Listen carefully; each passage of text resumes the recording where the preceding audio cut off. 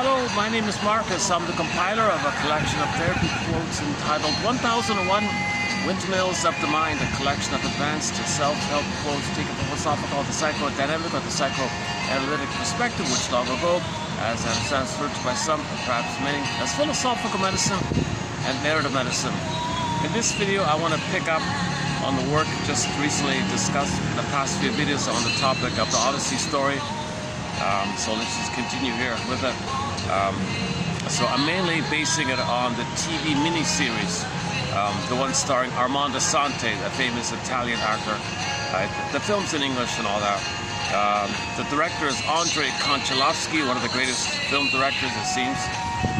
It was produced by the Hallmark Company. Filmed in Turkey, Italian actors. The score, the soundtrack by Eduard Artemiev. Excellent soundtrack. He posted a few songs on there. So it's a fun, it's a family fun kind of Hallmark Company, right? It's a family fun kind of version of Odyssey. And ironically, in my humble opinion, it's the best only presentation that preserves the spirit of the psychological message that is a journey of searching for yourself. The homecoming, searching for a home, Ithaca home, means searching for yourself. We're searching for our inner self, our home within, our sense of self, our vital self, our core self, feeling with our life self, a body self, like a land, Ithaca, feelings, some penalties like civilization of your soul, the feminine, the feelings, and the land there, that's your embodiment. So you can have Ithaca and Penelope. Analogously, you can have like Iron John and the Golden Ball, I guess. Similar ideas. So something that's valuable, that's far away from you, that's your real self, and you're away from it, and you being away from it, that's because children develop a social mask, or a persona, or a false mask, or as-if self, or some kind of pseudo-identity, some kind of role the kid has to play to please the parents, to serve the parents, to get along with the parents. They kind of play a role, but they sacrifice their real self. So there's a famous gap. So the gap is the journey to reunite with ourselves, reconnect with ourselves, kind of idea. So this comes to our attention in midlife. You don't choose it, just comes to you. Hermes comes up. Hermes is like the personification of energy that something's communicating to you. And Hermes says, you gotta, Poseidon says, you gotta listen to yourself, but then you gotta reconnect with yourself and kind of thing. And if you ignore Hermes, it might be trouble. And then Poseidon, you're ignoring me. Who are you? I'm Poseidon. You're nothing, man. It's nothing but the gods. So the gods means the unconscious. Now the unconscious refers to everything about you that you don't know. Your repressed self, your denied self, your true self, your body. It's all in the unconscious. Most of us, we don't know iceberg metaphor. Most of us is the ice under the water, but you think you're only that tip of the ice. It's kind of like the door. Bergman says it's kind of like the doorman at a building who works for the works as a doorman for the building by some company or something, and he thinks he owns the thing. He thinks he's a braggadocio, so powerful. What an arrogant little thing, right? The owner's on a yacht drinking wine. Some far-off place. Don't even know who he is, kind of thing. He's got the real power like that. So that's the kind of owner. But you think you're the owner. The doorman's not the owner. Oh, she talks a lot. I forgot. Yeah, maybe distracting. I was experimenting with a new song here. So Tracy Bone, the singer Tracy Bone, is one of our musical voices on our soundtrack here. We have 3 of her songs already. I've played them a fair bit already. I want to experiment with the new one here. This is live. It's like a mini small stage version of a song called Standards, meaning she didn't realize the fellow was so selfish. Because of you, I got higher standards now. Thank you very much. I've got higher standards. She jokes about it like that. She says the stage is so old and sticky. No, never mind. She makes jokes about that. Being in a bit of a dive kind of place. Great singer. She could be a major star like that. So yeah, maybe I find it a little distracting. But I find it so funny that when you're with someone, they just sometimes they just don't appreciate you for the person that you are when you're with them. But for some reason, when you're gone, long gone, they want you back. I don't know why that is, but I wrote a song about it. And Okay. Maybe let's change it up then. Okay. Okay. Let's stick. I have another Tracy Bone song. Let me try this other one here. But this other one here I want to try is on the copyright thing, so I won't be able to post shorts as this one's in the background. But I want to try this other Tracy Bones song. I just discovered for some reason it didn't show up on the search, but I did a recent search again. And she has a song back in 2019, which is pretty good. It's okay, what's it called again? Something about a typical love song. What's it called again? Hold on a sec. Oh boy. Oh, something can't begin. Oh, it's in the seas. Hold on a sec. I can't live with you. One of those kind of songs. Hang on a sec. Let's try out this new. No, Can't Get Over You. Let's try out a new Tracy Bones song. Now this, there won't be any shorts while this is in the background because I tested it. It's copyrighted. But I want to, just for myself here, play this one. Can't Get Over You, yeah. Let's see.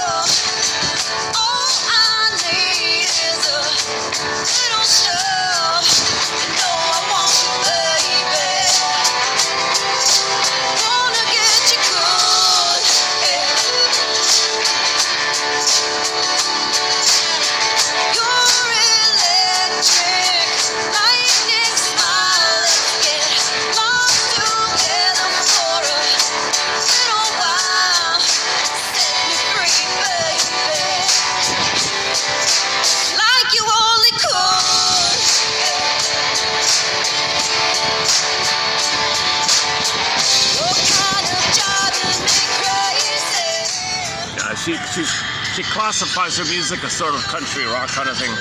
She's an indigenous singer from the Winnipeg area. Let's give it a try here. On second thought, I'd like to pull some shorts, yeah. Okay, hang a sec. Okay, I'm being disorganized here. I'm really... What an awkward, it's an unusual opening here. Okay, let's get back on track here. Let's just play one of our... here's a song I like to play. Angel's Whisper, a song called The Phone Call. Let's play this one. This one I can play. All right. Okay, let's get started. All right. Let's get started here. Okay, now let's get started here. Hello, my name is Marcus. I'm the compiler. So let's continue with our Odyssey of quotes here on the topic of Homer's Odyssey. Excellent story. Once again, Armand Assante, 1997 Hallmark film. Now I recommend the VHS because when they moved it over to DVD, they cut out many of the scenes, including the one with the sirens. Can you believe it? But still, even the abridged one is still excellent. It's on YouTube like that. So the overarching idea is that at midlife, okay, we want to find ourselves. The self is the home. There's no place like home. There's no place like home. Okay, it means you want to be reunited with your inner home, inner self, and you feel at home with them. If you feel real and alive and you feel a body, feel comfortable, that's your inner home. You can go anywhere from a geological point of view, and you're always at home kind of thing. So you always feel at home no matter where you go kind of thing. If you feel empty, you might be very, very invested in some kind of physical place or something, and you freak out. You have to leave that place maybe. But if you have an inner home, you might be a little more comfortable wherever you go kind of. We don't mean Peter Panism. We don't mean escapism, always on the run like that. But anyways, so there's a difference between our vital self, our embodied self, our authentic self, our true self, our real self, our sensitive self, called the feminine, the soul. So the civilization is the princess. The Helen, so that Helen was abducted, so that means you want to get her back, or you're disconnected from Penelope, so you want to return to Penelope. Snow White wants to come back, Rapunzel wants to come back, the princess wants to come back, and you feel embodied again. So the princess is a symbolization. Okay, if personification, the symbol is not real, it's just a picture like a Picasso from the dream world. In the dream world, you will have some beautiful thing called your budding beauty, your emerging self. And it's a princess called the feminine, so you usually use princess for that. So when the prince is exiled, you feel empty, you want to come back. Okay, so Odysseus felt empty. He was a he-man. He was a pillager and a plunderer. He was a wily, cunning character called a wily pillagers. You go to a place and ransack a place. So he was a ransacker like all of his buddies. And finally, he got tired of it. And then when his buddies came over, come on, we got to ransack another place. Come on, no, I'm tired of this. Enough of this. Hermes says, there's something wrong here. I don't want to do this anymore. So he was beginning. He had a hunch. I just want to do this kind of thing. They yanked him. They coerced him and said, no, you got to come in. Family systems theory. You got to. So the story was he made a deal with the other guys. That they would cooperate in any kind of plundering adventures, and so he made that deal to get the girl Penelope at this. So there's different levels with the Odyssey. You got like the superficial narrative, but that's a reflection or metaphor for inner dynamics. So the inner dynamics was Helen was scooped away. Okay, so your soul is exiled away. So Helen was exiled away. Penelope is away. That's for everybody like that, right? Okay, now on the material world in the plundering system, because our soul is missing, we plunder. Because our Helen is missing, okay, we plunder. You feel empty, oral greed, your entitlement. The baby's entitled, he's center stage, he's got to gobble. Got to be nursed, got to have mother's love, gobbling. So entitled, doesn't care, feel about others, indifferent towards others, justified, he's right, survival, got to get mother. Symbolic, repetition, compulsion to get mother's love. So you didn't get it, you feel empty. Well, when there's pain, you keep searching. No time in the brain, repeat, repetition, compulsion, you want to get mother's love. So when the real needs are not met, okay, you symbolically keep trying to do it. You got the pain, you got the energy, you got to go somewhere. Well, you're repeating that it didn't work. So how do you repeat? Well, look for symbols of mother. Okay, resource, land, other things out there. Okay, and it's a resource, so you plunder, and you feel better for the moment because it distracts you. It doesn't work. Okay, so everybody's plundering to fill the hole inside. So to speak, like the thinking they can tap their sense of self back, their home within. Plundering a place doesn't give you your sense of self. It's the opposite. You're just repeating the thing. The trauma, and the trauma is you lost your sense of self. So if mother fails you, your souls go away. Mother, where are you? And mother's not there. Look for symbols. So we entered the village of pillage. So we've been in pillage mode like this. So once again, if for whatever reason, however it happened 10,000 years ago, one theories we discovered, farming and agriculture. So we got a surplus. So our brain responded, but that's like from the discovery, from an outer thing, and our brain responded. So when the chemistry went down, well, give me more. You got used to it, kind of. Well, how do you get more?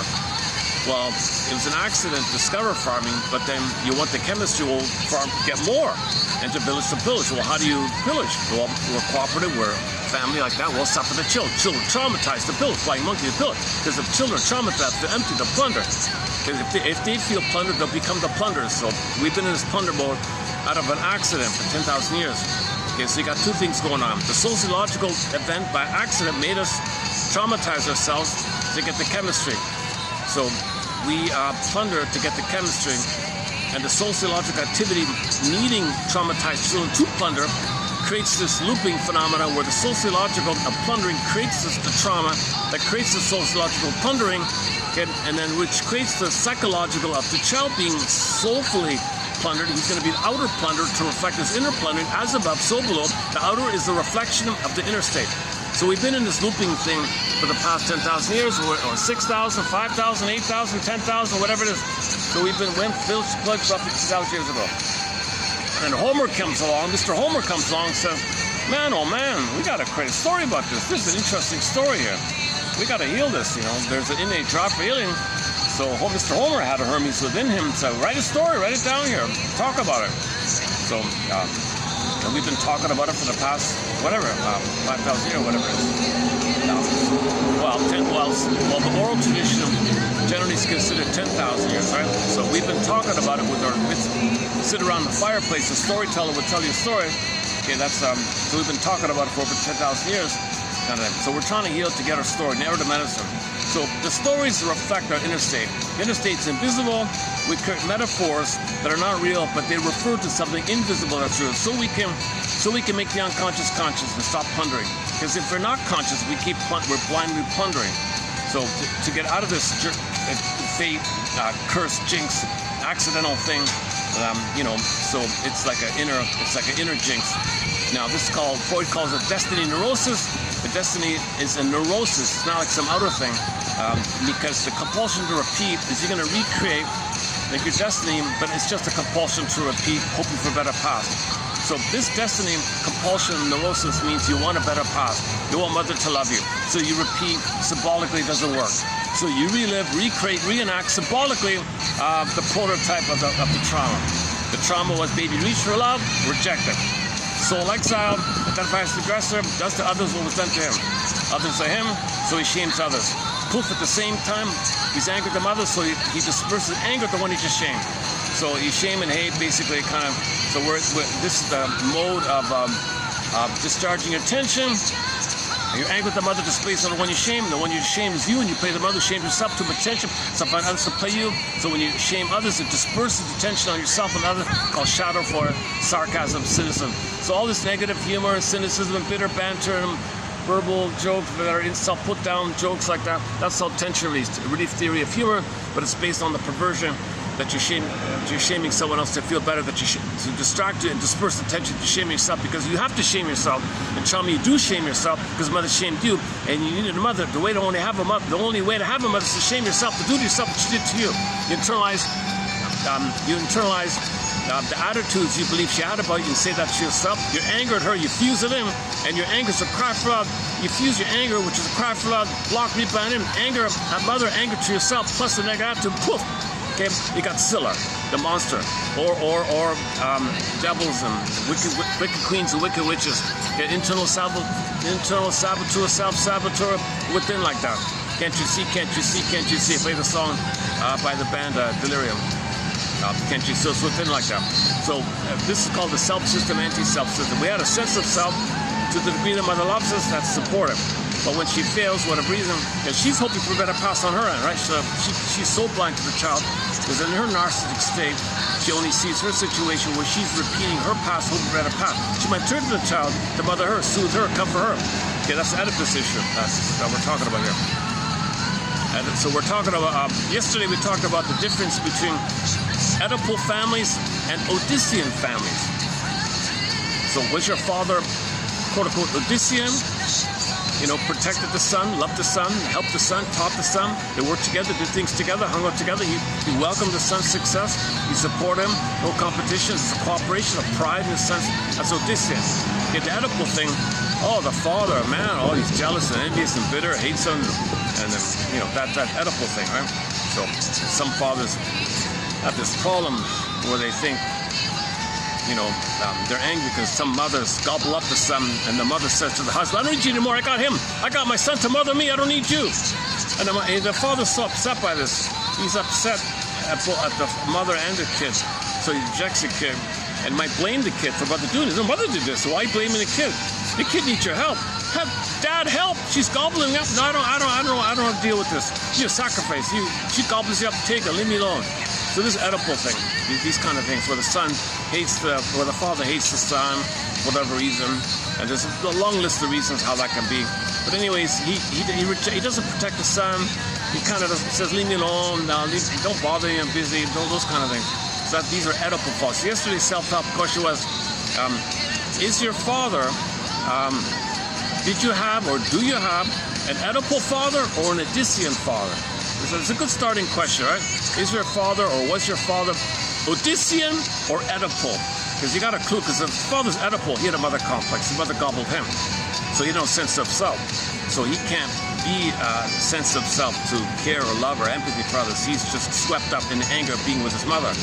And so this all complicates. So if the son doesn't get his primary dependencies with the mother, he's too busy trying to satisfy his mother's primary dependency. They're married with him.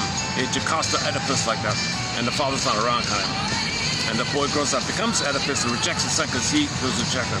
Okay, so was the father Odyssean? Okay, accepts the son, loves the son, helps him out, or is he in competition, envious, you know, those kind of things.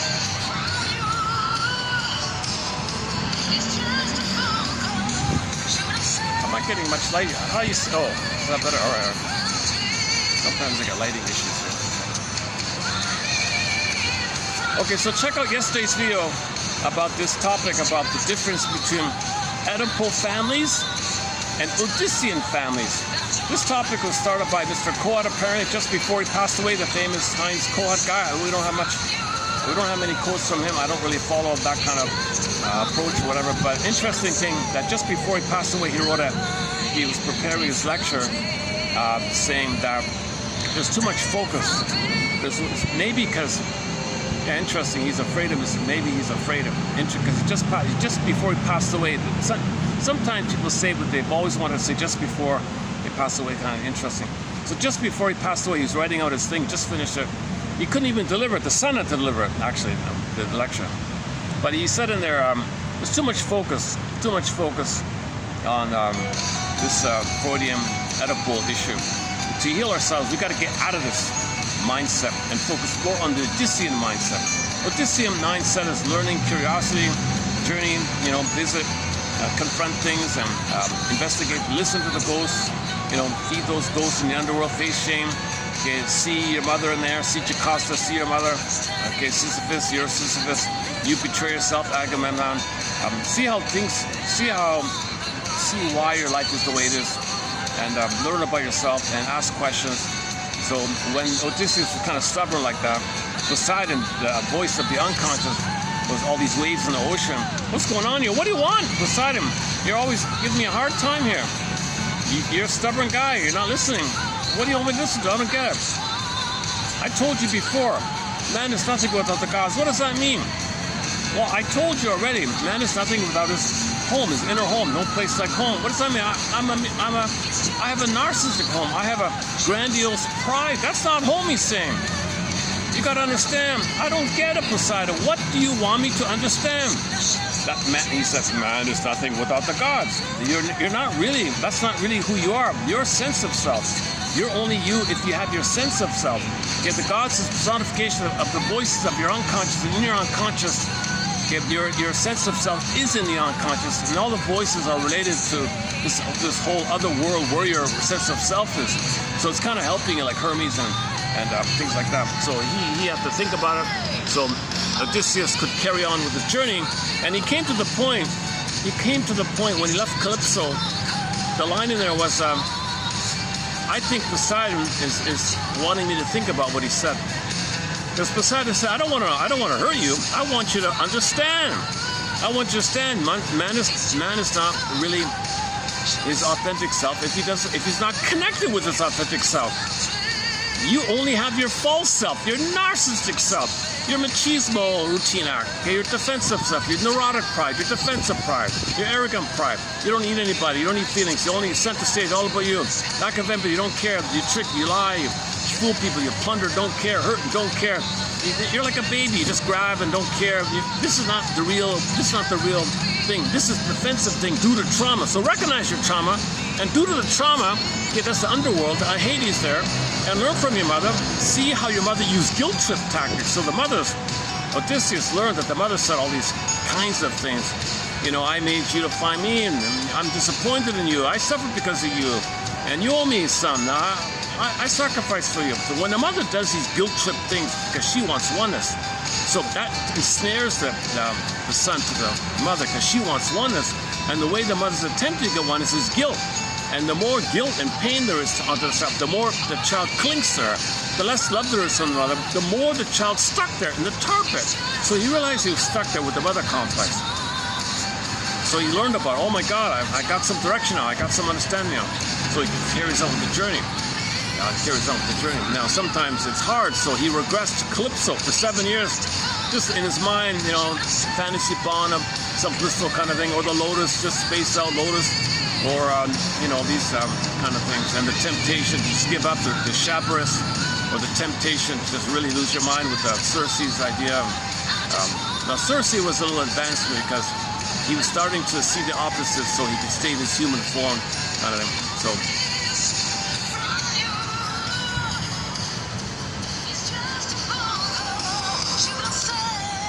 So we talked about the Scylla and the Chabrus. So one theory about that is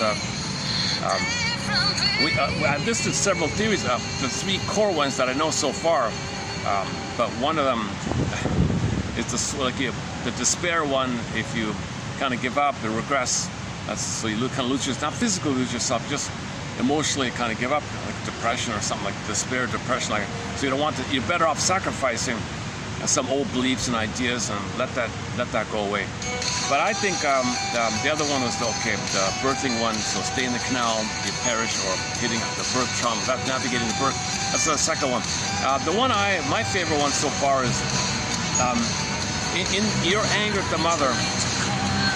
Crying and desperate, all rage, greed, devouring, block turns in yourself. There's your Scylla.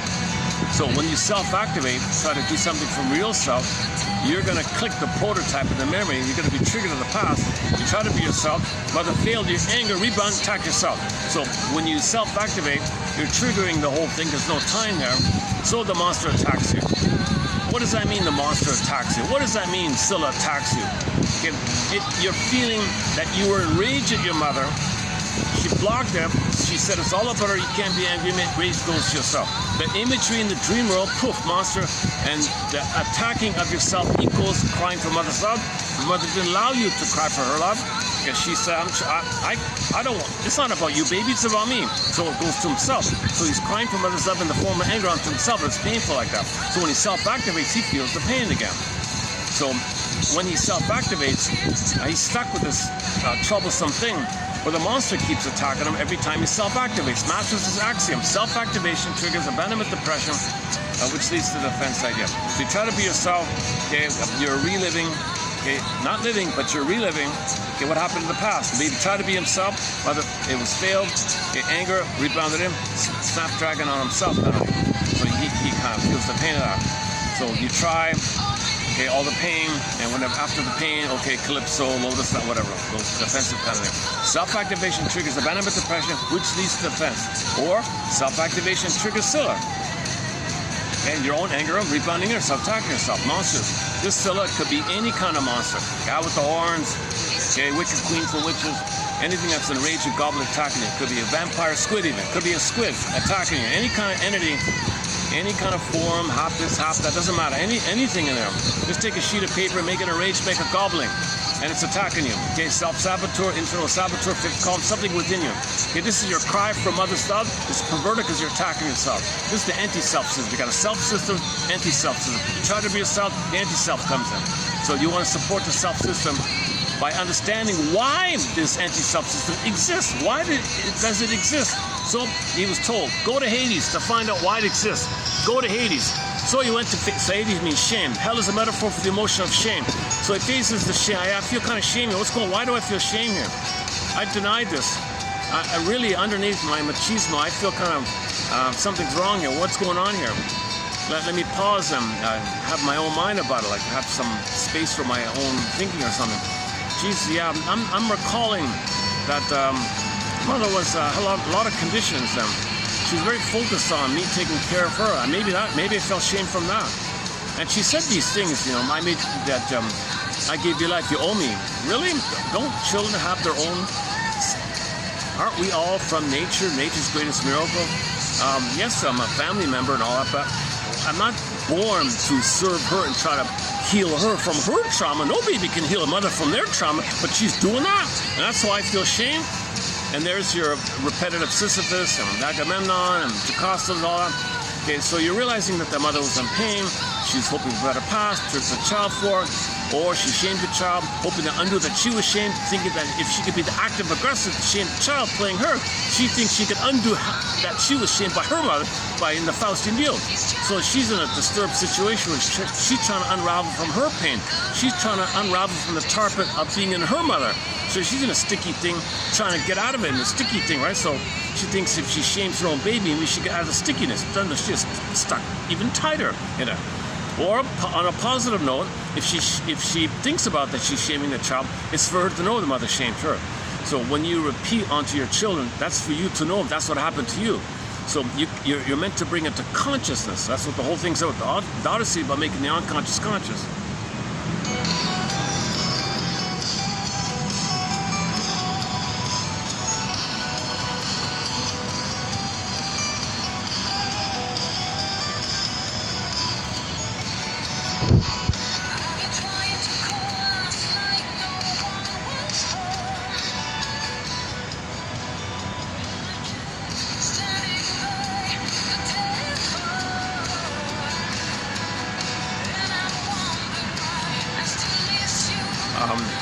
Yeah, it's hard to summarize the past 5 videos in just a short introductory thing here, but and the problem is I have anxiety. I've not been analyzed, so I speak a lot of anxiety myself, a lot of ums and ahs and stops and starts and corrections and bloopers and anxiety in my speaking. I'm not a handsome actor who presents, you know, and you know, kind of thing. So I kind of go by the 90-10 rule here. If I post 10 quotes each video, hopefully 1 out of 10 will offer some experiential knowing, some insights for anybody on their journey. The travails, by the way, the opening quote in our collection is that the travails of the traveler reveal the traveler to himself. Okay, the traveling idea, not tourist, traveler, the real meaning of traveling is you're experiencing your feelings and you want to know about yourself like that, versus the superficial thing where you're a tourist somewhere. That's the intellectual insight. You're just observing, but you're not really feeling. So the traveler feels it when it. So his metaphor was some people just go on a tour bus and they stay on the bus. They don't want to leave the bus and just see things, take photos. They don't really interact with people or eat the local food or feel the sun on the face or something. They're like a sheltered tourist versus the real, you know, versus going out and interacting. So in this experiential midlife audit, midlife examination, hero's journey, second journey, you want to have a little more experiential knowing like that. Okay, where are we here? So many directions to go here with this topic. My goodness. Repetition compulsion. So repetition compulsion is where I'm pain, and you repeat, hoping to get out of the pain, hoping for a better past. You wanted a proper past where you had a safe attachment so that you could have gone through a developmental process to have your sense of self, your home, and your home. You wanted your home. You had a budding beauty called your home. It was just budding, meant to blossom with you, continue with you in the soil of the sweetness of the relationship, the tenderness of Satan. But something happened at birth, or she was busy, or about it, or she was in pain and angry. She was Oedipal herself.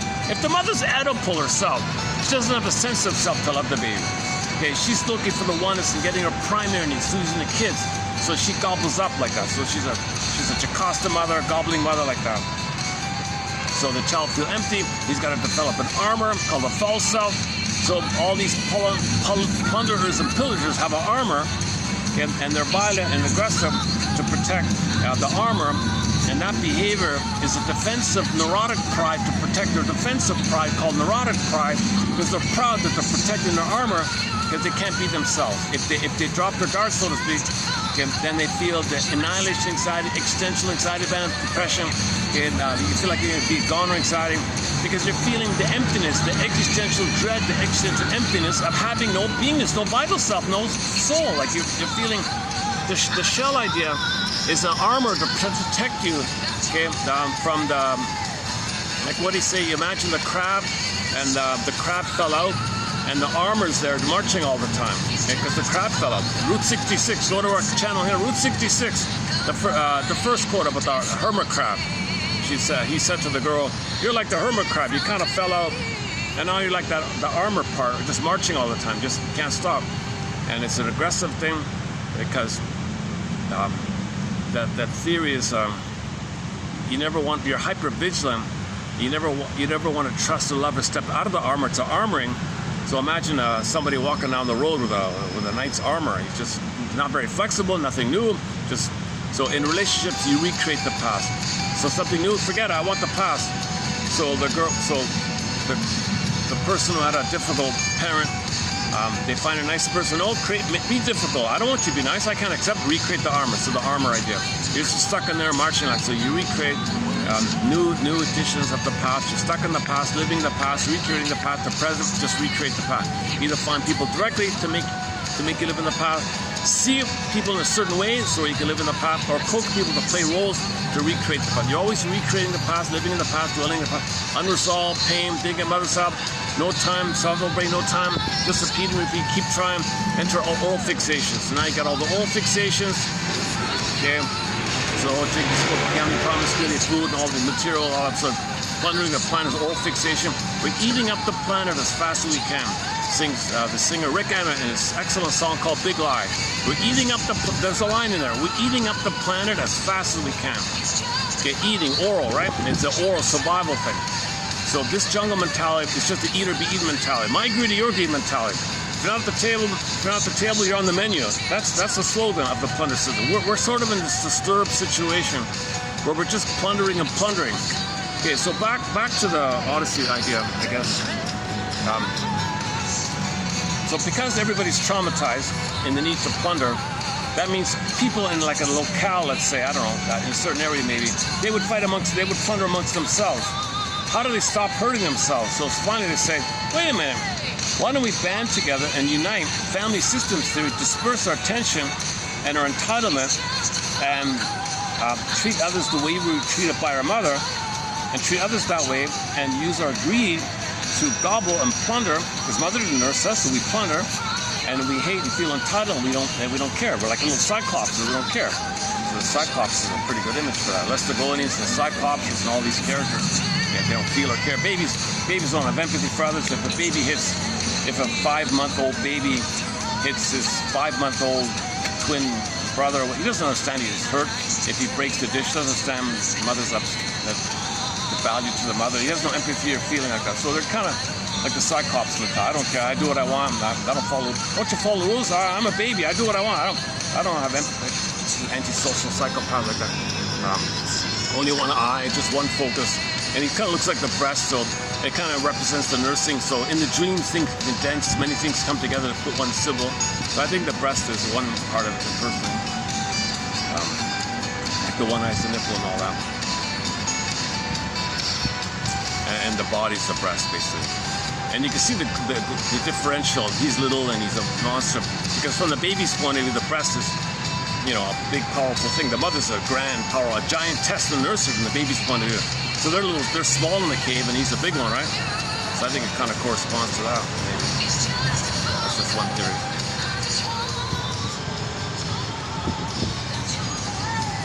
Most people focus on the idea that he said he's a nobody, and then he says he's so special, he's arrogant, he taunts, he teases, I'm superior, tell everybody how I defeated you, then he said he's a nobody, like this idea, he's an old man, but he's superior. The narrative was to convey this emptiness and arrogance like that.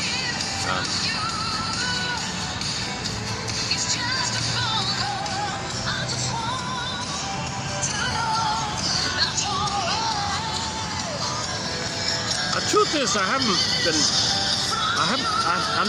not really in top form these past couple of days. I'm not really in a calm mode. These past few days, I've been a little not in top form. So my delivery these past couple of videos hasn't been the way I would like it to be. Smoother and calmer, more easygoing and friendly and fun. Sometimes I'm a little, when I'm having like off days, I'm kind of more anxious. I make more bloopers. It's less appealing in the presentation. But I want to keep posting the quotes, and I never know when I'll do a good. Oh, I just noticed that. Oh, they're doing some renovations there. All right, never mind. It's an awkward sighting. My goodness. Okay. Where are we here? The Cyclops, yeah. Okay, we talked a lot about the Cyclops already in the past few videos. A lot of authors focus very much on this idea that this clarifies for the reader Odysseus' arrogance, and where he wants a statue. He wants the world to know he defeated Cyclops. I want everyone to, he even told them where he lives. He told them his name. He told them he's the son of so-and-so. He told them he wants to be a legend. He wants to be a star, that he defeated the Cyclops, So he's kind of like, and then the Cyclops, and he taunts them. Yeah, I'm better than you. And he's thinking so grand, much better. This kind of childish, arrogant idea. So it turns out the Cyclops, we know the story, right? So that links to in the unconscious. You're violating your real self. So that's why it took them so long to go home on the ocean, all the waves in the ocean, because you're against yourself. he can't get home, right? The winds and the waves and boats, lightning breaks the bow and the waves breaks the boat. He can't get home, right? Maybe he gets close, the wind takes him back. He can't get home because he's so arrogant. So as he's arrogant, he can't get home. And he can take breaks all the time, regresses all the time, wants to give up, but sometimes he's trying to get home. He's narcissistic, he gives up. Okay, Lotus Land, take a break from the pain. Okay, Calypso, fantasize good mother. Or maybe just give up, with the Circe one, or things like that. Or just have trouble with the Laestagonians, or these kind of things. So he can't get home because he's so arrogant like that. So finally, the first round of Poseidon is, don't you realize, sir, Mr. Odysseus, that you're unconscious? I helped you. I helped you. What do you mean you helped me? Your little stunt with the horse that helped you to plunder the place, you would have been caught. You were on the verge of being caught, and your horse trick was not going to work because they had a wise man telling them, don't trust people with the famous line, beware of Homer's line is beware of Greeks bearing gifts, right? So the guy was saying that, okay, because that's a code for sometimes we betray ourselves. We don't listen to our intuition. Something's wrong there. So that means on the other side there was a gobbling up phenomenon. So the other side was defeated because they didn't trust their instinct. So the other side, the Odysseus side, see, I'm so superior, I defeated that guy. He was saying, no, something in the unconscious worked to your favor. You're nothing without the gods. The main line in the film is you're nothing without the gods, right? What does that mean? I don't get it. So he didn't get it. So all these adventures, finally he's going to perish. Later in the film he's about to perish. What the hell do you want, Poseidon? I still don't get this. Man, you're a stubborn guy, aren't you? Well, what is it you want me to understand? Maybe now he's going to think about it. Maybe now he's willing to think about that narcissism is not the answer. Okay, greed and selfishness and plundering the planet and pillaging and plundering is not the answer. Okay, maybe there's something different. Maybe there's something real or something. Now he's willing to listen. So finally, near the end of the film, it seems like he's going to be willing to listen. Okay, so Poseidon says, man is nothing without the gods. Okay, so now he was given some time to think about it. So then he was changing. Then he was starting to change. He left Calypso Island. Leaving Calypso Island, you see, when he left Calypso Island, he gave up hope to getting mother's love in the past. He began to grow up. He left the infantile mind. He left mother's house in the mind, the fantasy bond of mother in the mind. He left it. So when he left Calypso's Island, spent 7 years. When he left Calypso's Island, that's considered the death of the old way. Okay? Now, there's no time in these things, so that's the symbolization of the ore. At the end of the film, you say you got to put the ore in the center of the field or whatever, and put an ore there. Okay, that's like the death of your old way. The ore was the battling and the sea, and there's a weapon and all this. The ore was a symbol of the plundering. So he had to bury this old way. So you have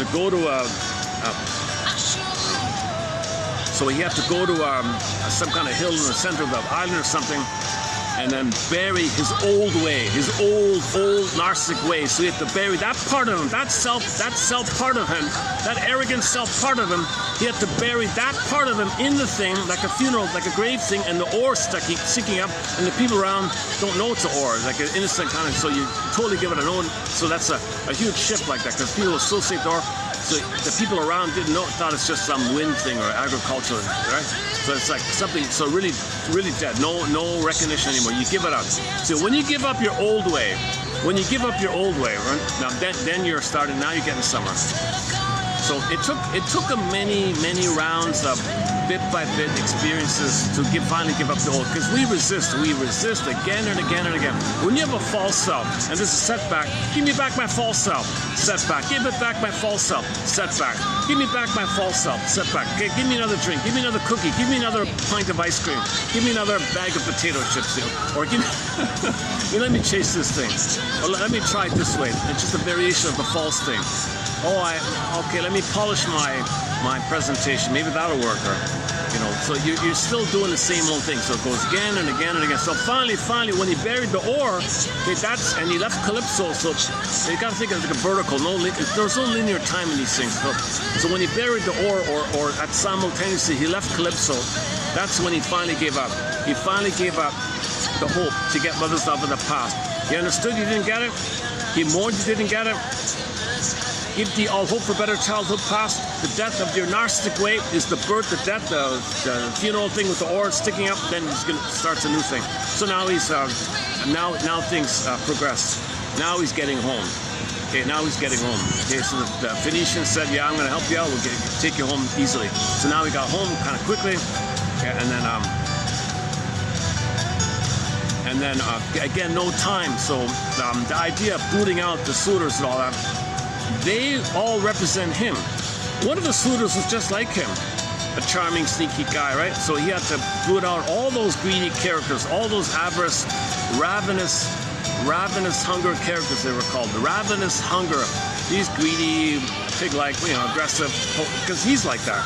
So they all represented him in a way. Remember, he gave that up. He gave that up. So he booted out. It's not meant to be like a physical outer violence. It just means he ends it all. No, go out. I don't want that anymore. So no more greed. So get away, greed. That's parts of himself. Okay, getting rid of parts of yourself. You can actively get rid of parts of yourself in that way, or simultaneously you allow Scylla to take parts of yourself away. But I think the Scylla one just refers to you being aware that when you try to be yourself. Okay, the Scylla one, back to Scylla one. The people generally say you gotta learn in life that sometimes you gotta make some sacrifices to keep on going, and it's better to do it that way than to lose and give up totally. So you can be depressed to give up totally, or you can kind of be disappointed and keep going. So you give up parts, some parts like that. So that would be a conscious thing, right? Yeah, that's also a conscious thing. So you would consciously lean towards sacrificing parts of himself. So letting Scylla gobble up, okay, so that's part of himself idea. So giving up certain things. Okay, it's likewise, he's booting out all those guys. That's a part of himself. Okay, so when you give up your old way, okay, you give up your old way, boot out the suitors, let the 6 guys go like that. And all those lackeys that had around him, they all kind of went away as well. It was just him like that. So it's just trying to be a symbol of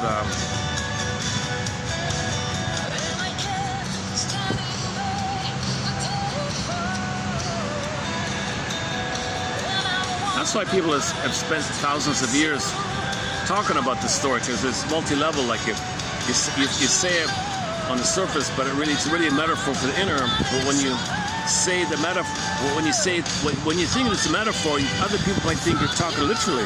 No, it's a metaphor. Then you can stop. Wait a minute. People can think it's literally.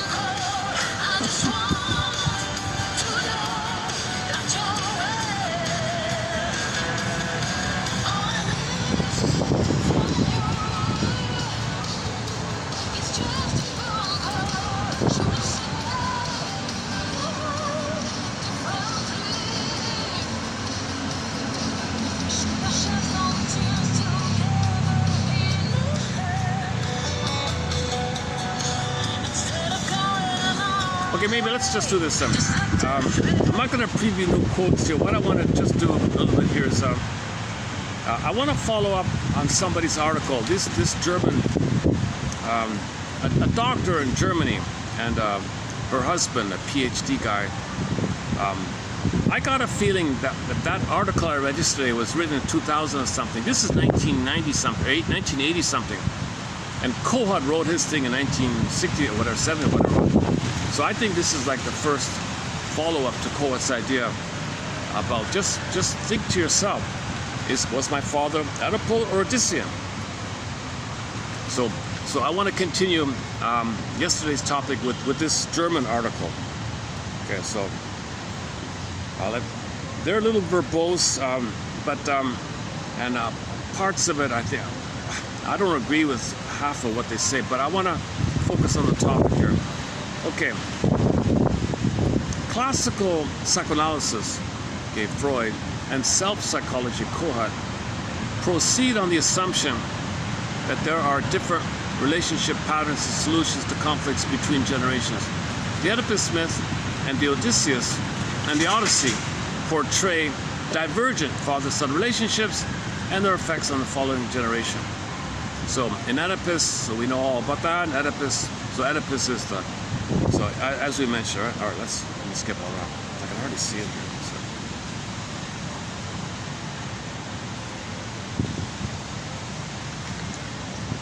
I should probably do this indoors, eh? Okay. How am I going to do this? I want to read out this article, parts of this article. I'm not going to post quotes from it. It's kind of lengthy, but there's a few key points they do make, and they do address this issue.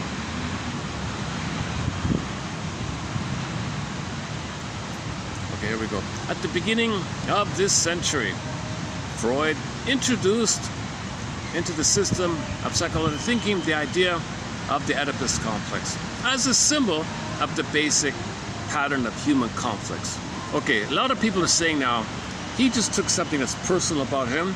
He had a very demanding, engulfing, smothering, micro-controlling mother, a bombastic, tyrannical mother. He was very obsessed, very tight with her.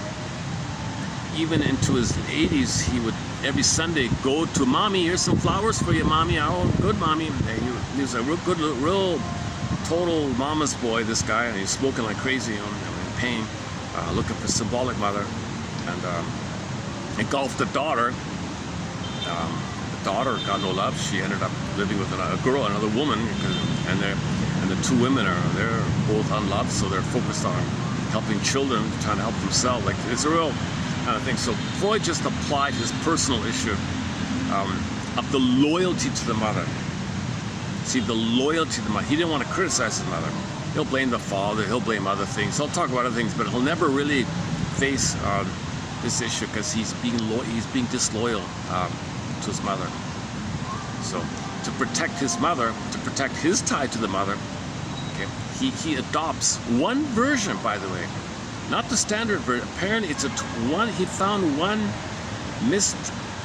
apparently, here's the article. This Oedipus story, there's one version of it that has a fault in it, and the guy updated it. But Freud, "Oh, give me the faulty one. I like it, I'll use it." And then there's the whole psychoanalysis. It was based on a fault on the Sophocles' play. So the Oedipus myth is told by many people, including Sophocles. He found one version of the Oedipus myth, but the guy who's writing it made a mistake, he said. He corrected it later on. Freud said, "No, I don't care about your correction. I like your mistake. I like your mistake. Good, good. I'll base all psychoanalysis on that mistake. I like it." That's a defense mechanism. So so we started off wrong by this over-focus, because what you do is, the effect they're saying is, every time you see Freud, you think Oedipus and Jocasta, you're making it too set in, and you're making it so set in, it gets to the point where you're bordering on, like in religious stories, you got these characters and all kind of set in. But in healing, things are in flux and you're developing and healing. So Odysseus reflects the flux. Hermes, things growing and developing and changing and blossoming and growing, water, healing, move. But when you fix it with Oedipus, it's like a fixed thing. He says, we got to have the flux idea. And Hermes means flux. And all these Greek myths, Hermes is always there as a messenger from the unconscious to conscious due to the flux of the wave, communicating, transitioning, growing, developing. So, but their argument is the problem with this Freud obsession with the Oedipus myth, you're making it too set in, because he was very bound to his mother. He was immensely bound. I didn't know this, but every Sunday he had to go and dress up and have flowers in his hand. Mommy and all the other relatives said, "She's a tyrant." And she called him the golden boy. The mother always called the firstborn, the son, "Oh, you're the golden boy." She always called him golden boy. "You're the star. You can do no wrong. Everything. You're the star. You're the gold. You're my everything. You're my everything." "Yes, Mommy, I'm here. These are flowers." "Oh, thank you. You're a golden boy." And when the sister wanted to play piano, she barked at the sister. "So stop it. He's the golden boy. You're interrupting him. He's reading something. No, you can't play piano." So he crushed the spirit of this her own daughter to protect him. She would call them Golden Siggy, Sigmund, Siggy, Golden Siggy, Goldie, whatever it sounds in German. I don't know. However you say golden in the German language, golden and then Siggy or something. So he was so tied in. A clue to this is he was a chain smoker. He couldn't stop with the cigar chomping and all that.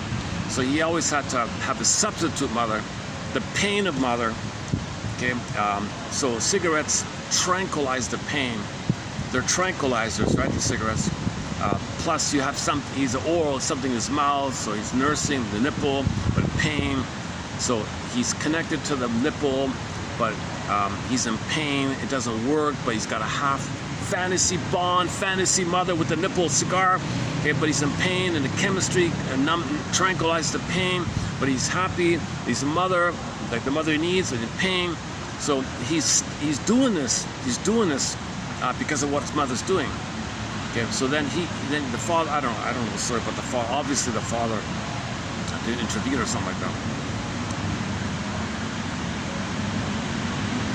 So another author said, you're better off with Orestia. At least in the Orestia story, the guy got angry and separated from the mother. So the metaphor of Orestia was he separated from the mother.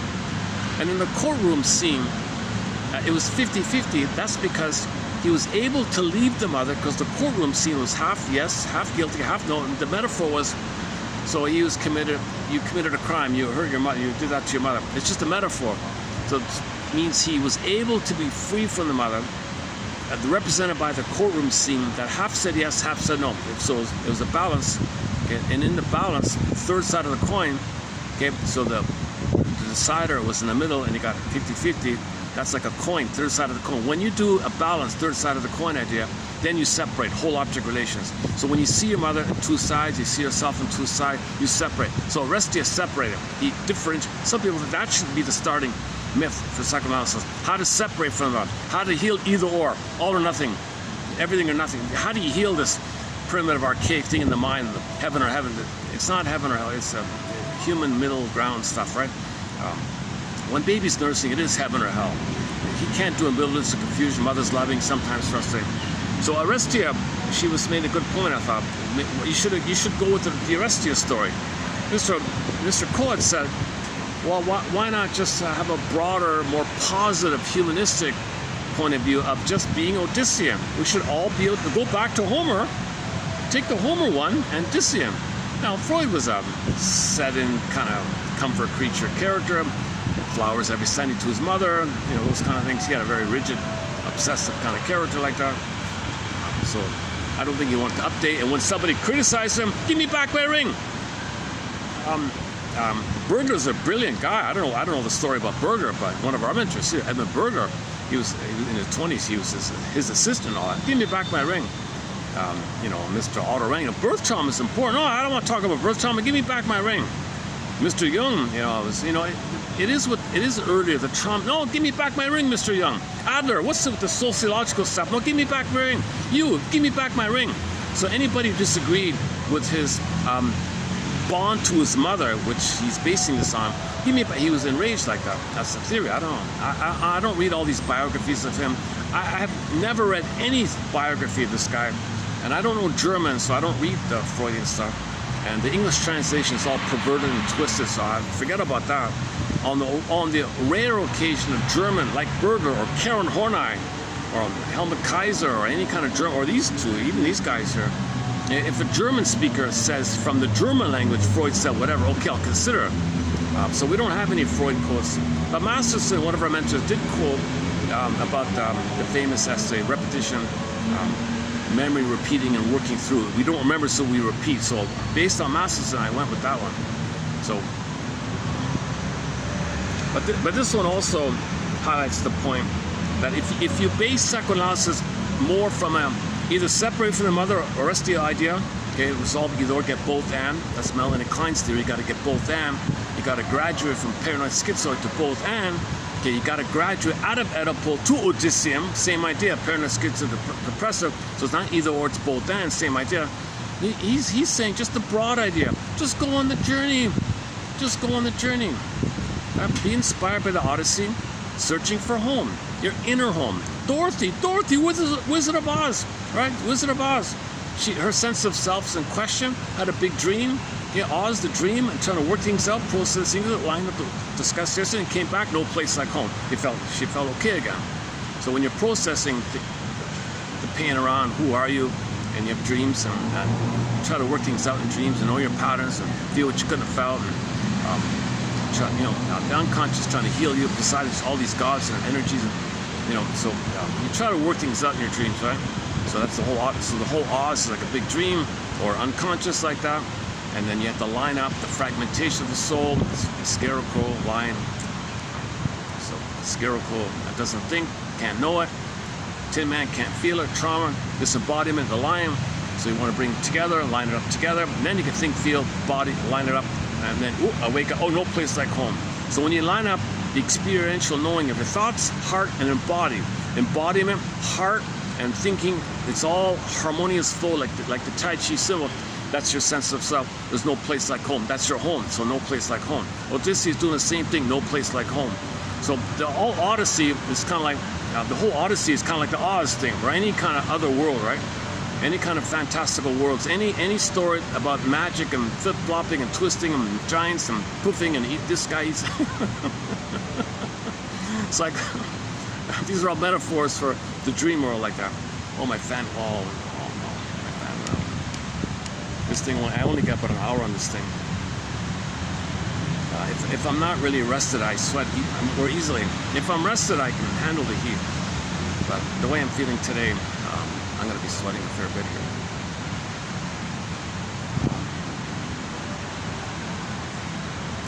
I found the new coffee shop. I did 2 videos there. Oof, the lineup, it's there's a huge demand for nice little nookie spots, in coffee shops where you can peacefully do your work and stuff. There aren't many of them. It's very limited. I even like take a cab just to go to this coffee shop, like sit in that little corner spot. I tried it a few times. Oh, this is not working. People who live near there are gonna scoop that nice spot up. Luckily I can come here.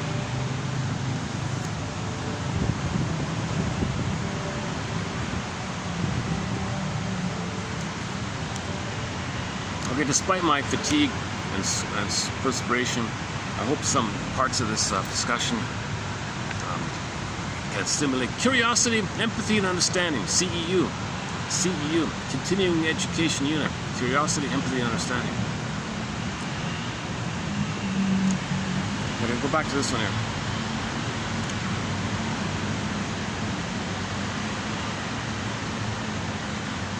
Okay, so this article, okay, they summarized Oedipus Myth. Let's not bother with that. Okay, Koha brings out, highlights this issue about the father-son. Yeah, that singer, the guy who sings father and son. I just saw him in Sweden. His mother's Swedish, right? Just 2 days ago, he was in Sweden singing father and son. Still around. The guy's 80 years old. He's singing father and son at an outdoor concert. Still sounds okay. Okay, anyways, so you got the Laius and Oedipus. So would you rather have your father be like Laius, who rejects you and abandons you and all that, and go away? And the story about Laius is miserable, unbelievable tragedy with Laius. The father guy, oh man, he was a real mess. I didn't know about his background, like the Laius, the Greek myth about Laius. So it kind of makes sense. He's out of it. So do you want? And he didn't want kids. It was just, he got drunk once, and then he had a kid. Oh, I don't want him. Kind of so he didn't want the kid. He just accidentally had it because he was drunk one time. So Laius didn't want kids, and according to these guys, he ended up with the other team because there's so much trauma. Okay, these guys referred. I don't cover the LGBT kind of area. It's out of my zone. I'm not a doctor. I'm not a forensic. I'm not a hormonal specialist. I don't have that kind of biological, chemical knowledge and prenatal trauma, and how that affects the hormonal systems and the set points. And I don't know those kind of things, but they make a reference here that Laius, Oedipus' father, right? Before,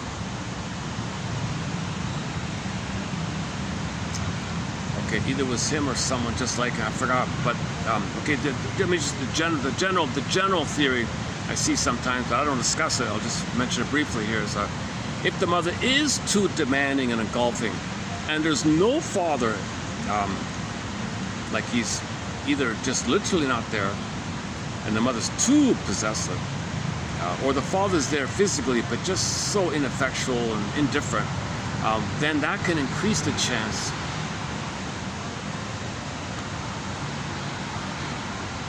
in combination with birth trauma, in combination with prenatal trauma, birth trauma, hormonal set points, and over-identification with the mother. He's terrified of women, so his energy is for the other side, right? He does it like that. So Bergler talks about. So this Laius guy was a messed up character.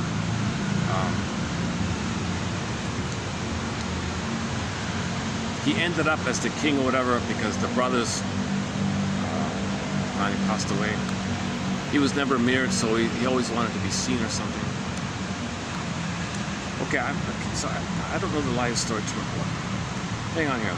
Okay, Mr. Kohat brings out the two mythological stories of Laius Oedipus and Odysseus Telemachus as paradigms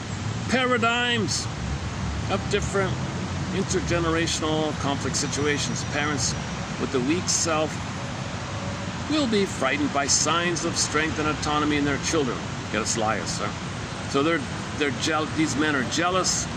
Laius fathers are jealous. You're not going to beat me. Who do you think you are? I'm number one. Are you going to hurt me? I'm going to put you down. I'm scared of you. So they're in competition because they're so weak themselves. They want the kid to be more of a failure, so they feel better. All these problems, right? Parents of the weak self will be frightened by the signs of strength, autonomy in their children. They will fight against them by competitiveness. In the case of the mother, she'll be alluring him, or ignores, or passive-aggressive things. And so these kids might rebel later on. So there's no harmony between the parents and the children, put it that way.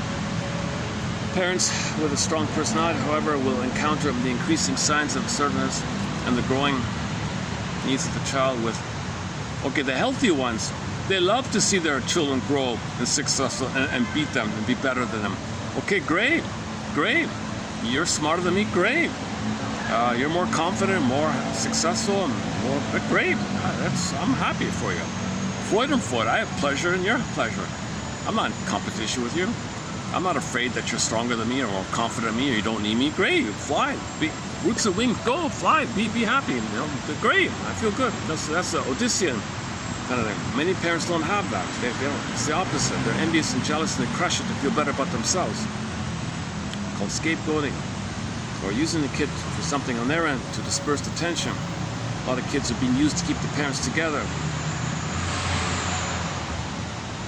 Where are we at? Yeah, I didn't even like fully read this article. I just saw part of it. Hang on. Munich. They're from Munich. Munich and Freiburg. Is that right? Okay, there's a side debate about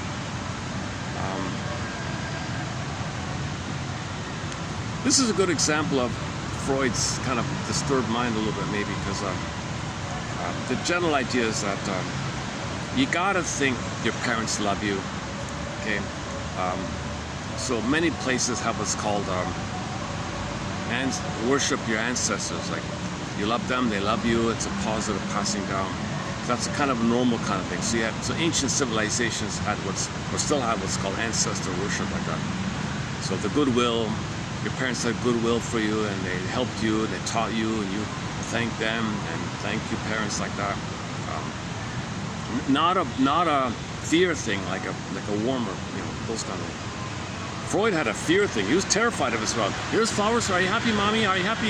Here you got a 70-year-old man taking flowers to a 92-year-old woman or something.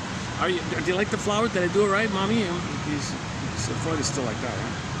He's a total mama's boy, right? So Psychoanalysis got up to a rough start. It got off to a start, but maybe the wrong start. That's what a lot of people are saying.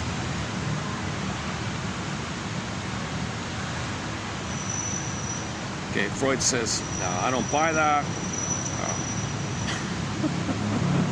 He doesn't understand. The Freud approach doesn't understand positivity, that mothers can love the baby for who they are and not be used to serve her. He doesn't understand that, right? He disperses all his anger at the mother, splits it onto the father, and hates the father, puts it in the sky. Again. That's Oedipus' story. So there's a myth. The myth describes this phenomenon. So Freud's personal life is described by some versions of the Oedipus story. But all Greek stories have hundreds of different versions. Laius was the mythical. I'm still exploring this myself. I've already made a lot of mistakes here. I'll be making some more mistakes here in the next hour. Laius, I didn't study the Odyssey in high school or Dante's Divine Comedy. We didn't get any of that. I feel really missed all that. Didn't even know it existed. Laius was the mythical father in a family marked by severe pathology. His father, Laius' father, died when he was a baby, raised by some distant great uncle on the mother's side, who was the queen of filth, who was the queen of the place, I guess. When Laius had grown up, these other guys took over his land, so he lost his land, so he lost his sense of self. He was sent away to some other place.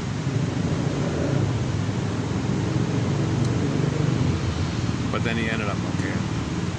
Okay, anyway, so Laius is, he was never loved or fathered. He was neither mothered nor fathered, put it that way.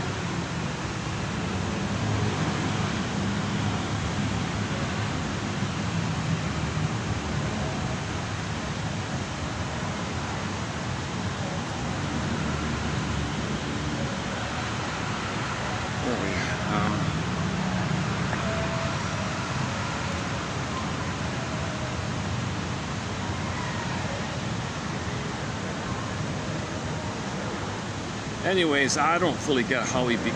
So due to inheritance, finally he became the king of Thebes, right, in the story. But the famous oracle, right? You don't know how to be a father, so you hate your mother, so your children will hate you. So the oracle basically says, there's too much hate going on in your family system. This is symbolized by, you're married to your mother. Your son will be married. The son is going to be married to mother, because mother will engulf him. And you don't know how to be a father. She doesn't know how to be a mother. His anger at the mother, he'll take out on you. So he said, my son's going to take his anger on his mother onto me, and yes, I failed him as well, so he's got anger at me and his mother, but most of it's rage on the mother, anger at me and rage at the mother. He could take it all on me, not her.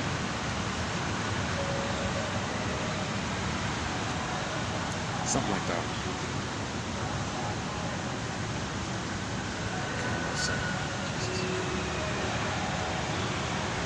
Okay, so someone's just sitting right in front of me here, all this stuff.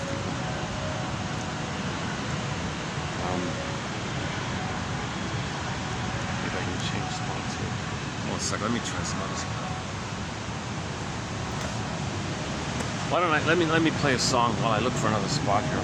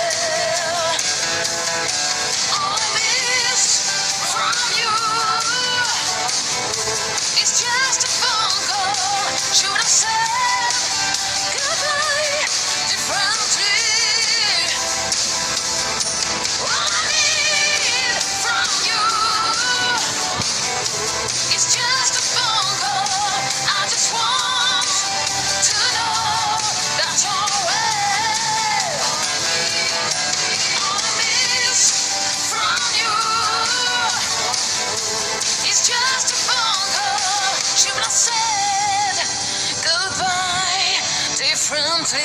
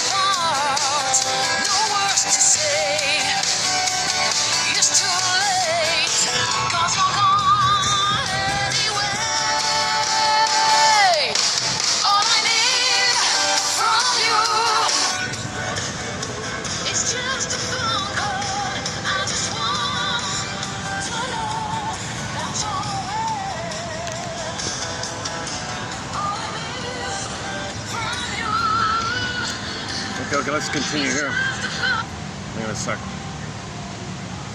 I've been really on a raft, stumbling these past 5-6 videos on this topic. So this will be updated. I want to get a smooth delivery on this topic. So I'm kind of really brainstorming and guessing around a fair bit myself. I haven't been posting many shorts lately because I want to be a little more clear on what I'm talking about. So I'm just fishing around for pieces of the puzzle. So this seems to be, I think this could be a piece of the puzzle, this one here. Okay, it has often been asked why Freud chose the Socrates version of the Oedipus drama. Well, apparently in 1911, Mr. Siggy, Golden Siggy, the golden boy, the mother's darling star, can do no wrong. Didn't care about the other kids apparently, right? Just look. Anyways, so Mr. Freud here did get out of the house. Did he have to hold his mother's hand? Could he go alone? Did he have to get friends? You know, whenever he goes somewhere, he's got to have somebody hold his hand all the time. He's really a fussy. Okay, anyways, he managed to go to the theater. He saw the theater of the Oedipus story, the King Oedipus play. Now he saw a version of it. The version he saw, in this version, a decisive part was incorrectly translated. There was a translation problem. So according to these guys here, psychoanalysis is based on a translation problem. I totally believe that. But he took the mistaken translation as proof that Oedipus really wanted to hurt his father. See, nobody, no matter how angry you are at the father, no son really wants that. Now, there are fantasies of sons hurting their mother because it's really direct like that. The fathers don't cause that kind of pain. fathers don't cause, the mother smokes when she's pregnant. The mother causes birth trauma. The mother doesn't hold the baby. The mother rough handles the baby. The mother's doing all these constant attacks on the kid. It's really with the mother. The father's out of it. Whatever mistakes he has, he doesn't, it's nothing nowhere near the pain and suffering inflicted by the mother. But Freud wants to protect his mother and say the father. So the father, yeah, he wants to kill the father, right? In the story. No, because he's so loyal to the mother. He's so afraid, he's so terrified of his mother, this Freud guy, it seems. That's why they said the Aristio one, no, he confronts the mother. Odysseus, he faces the mother. He gets the story of the mother. So if you want to protect the mother, you go along with Mr. Freud. He's not blaming the mother. People say he's blaming the mother. That's quite the opposite. In this version, a decisive part is incorrectly translated, but this edition was taken by Freud as proof for his thesis that Oedipus wanted to kill the father. He didn't know why. We all know the story. It was an accident. He didn't recognize him, right? But that's just a metaphor anyways. Later, the guy who put on that play corrected the passage, corrected the translation. And in the new version, a different interpretation can be made, according to which Oedipus did not wish to be guilty of the death of his father. We know the story. He didn't recognize him, right? No, he recognized. He did it on purpose. He knew it was him. No, everybody knows that. So what are you talking about, Mr. Freud? Be that as it may. Be that as it may. Be that as it may. Oh, what's the song? Be that as it may. We are what you.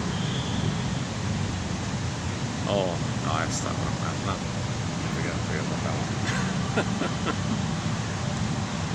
Although I still like his song called "Talking in Your Sleep."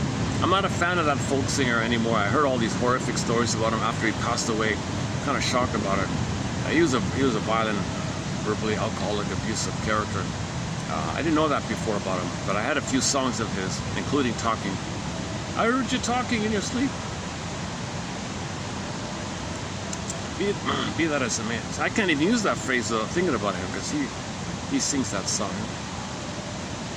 Okay, anyways, whatever the case may be, in Greek mythology, almost every story has a variety of versions. So, we can say that the decisive part is the projection of the narrator or the interpreter. Okay, so think of Greek stories like Rorschach tests. You watch the Odyssey, it's a Rorschach test, right? What are you going to project? What do you see? It's something about you. So everything you think, say, believe about any kind of fairy tale, myth, a religious story, it's a Rorschach test. You're talking about yourself. You project it onto it. So if somebody interprets that, that's his projection.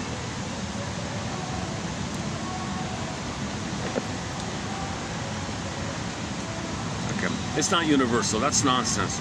Not all mothers hurt the son, so he will be forced to take care of her. Some mothers love the son, and he's allowed to be himself. That's not a guaranteed thing. It happens a lot, but it's not an absolute genetic guarantee it's going to happen like that.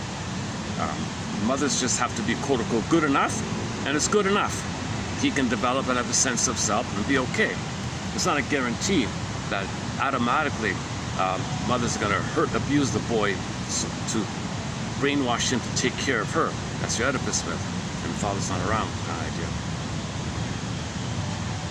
That's what happened to him. That's what happened to him. And his anger at the mother, he had the fantasy to take it on the father. All that myth, I relate to that. He's protecting the mother.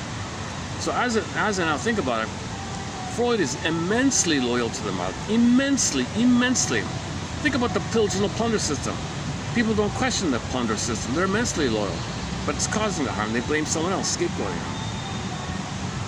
And it turns out Freud is kind of involved in the plunder system because he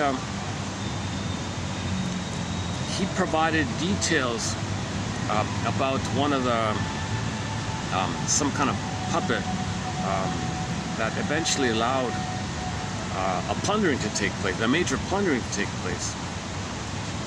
So he was asked, or he volunteered, I don't know, he wrote something about some guy confirming he's a puppet, Yes, he's a puppet, don't worry. Don't worry, he's got no feeling or mind or sense of self. He's a total puppet. This guy, he's just dumbling. He looks handsome. He's got a handsome face, but that's it. He's a soulless goonist, basically.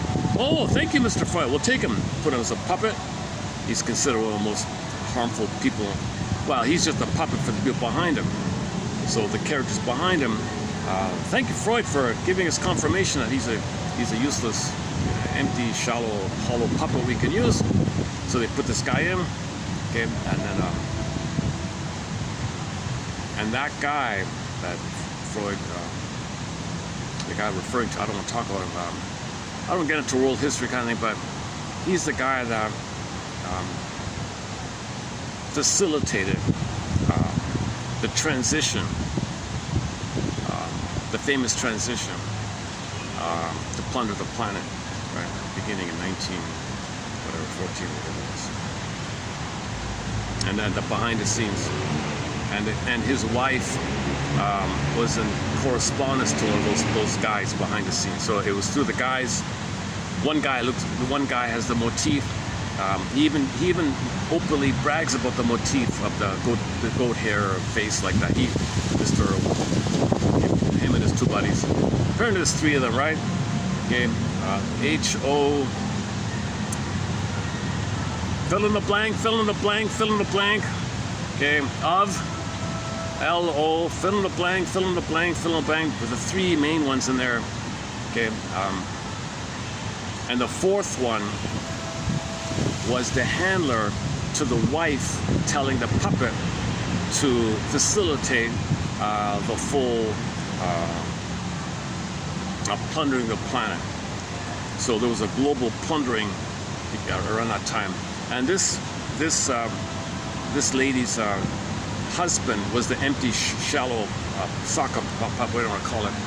And a lot of people hate this guy, but I've heard some speeches of how unbelievably horrible he is. And Freud wrote an essay how unbelievably disgusted he says he was, but that was a slippery thing because that's just confirming he's useful. Well, thank you, Mr. Freud, for saying all that. Either he's doing it, he means it, or he doesn't mean. I don't know. On Freud's, I don't know. But anyways, he wrote this. It's kind of odd for him to write about, like a politician, to write a psycho history, like a psychoanalytic opinion about a puppet. Like how did that happen? He doesn't do that. He just works with people on the couch, people who come to him on the couch, and why all of a sudden is he writing a book about a puppet? Because that puppet's key. That puppet is very key. He was a pivotal player for the house of, okay, fill in the blank, fill in the blank, fill in the blank, because they wanted to plunder the planet. They needed a puppet.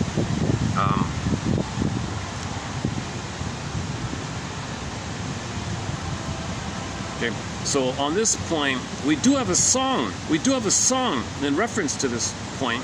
I do play here once, because when we talk about the pillage to plunder system, I play an AI song called The Creature from Jekyll Island.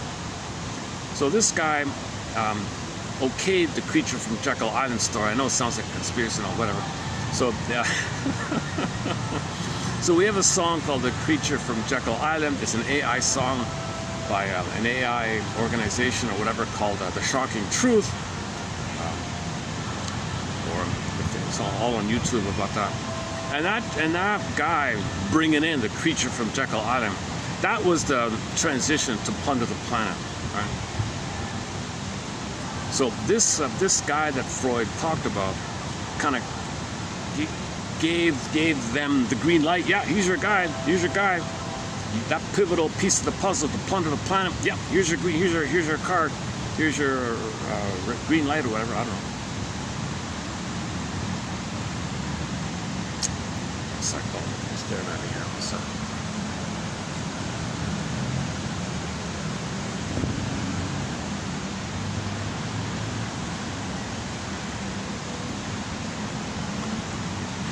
A little awkward. Yeah, some guy was just a little too curious. Okay, where are we here?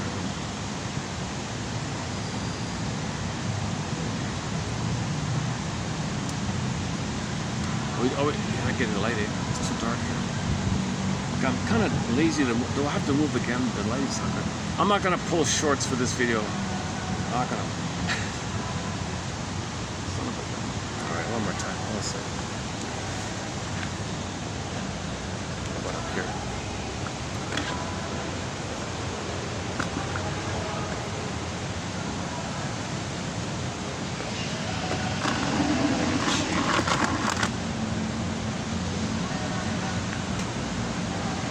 Where's the shade? Okay.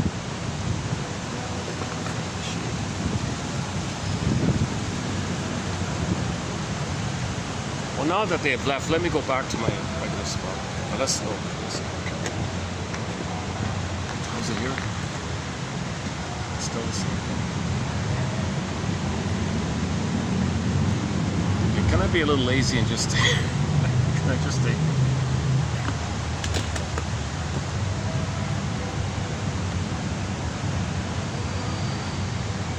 Oh, the building's gonna block the sun in a couple of minutes. All right.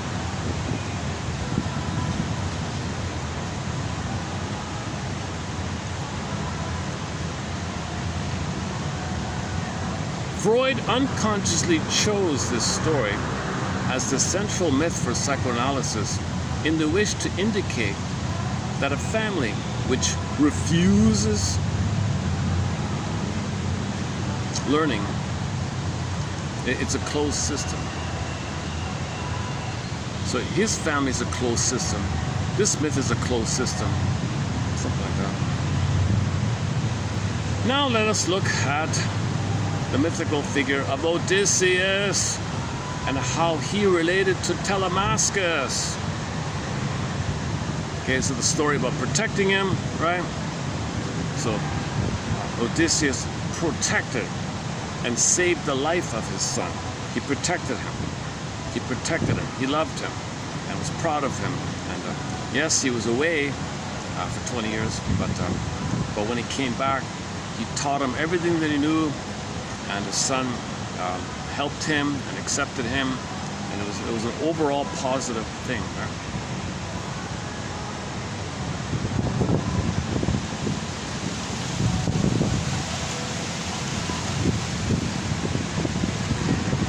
Okay, so the story about Odysseus was trying to get out of plundering. He didn't want to plunder, so he pretended to be bonkers. So his buddies threw his baby in front of him, thinking that if he's really bonkers, he'd mow over his baby. So he didn't. You're not bonkers. Come on, you're fooling us. Come on, let's go, you tricky guy. You try to get out of this. So. Again, they plunder not to fight amongst themselves.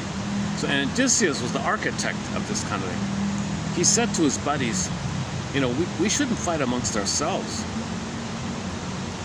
The only way to get along amongst ourselves is we cooperate in our plundering endeavors. We plunder together and divide up the spoils. And we party on those terms. That's how they function. There's nothing deeper than that. No one has a sense of self.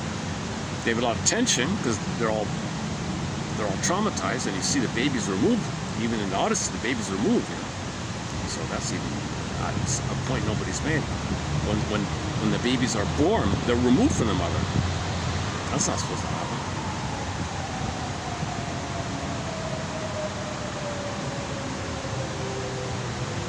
The story of the relations between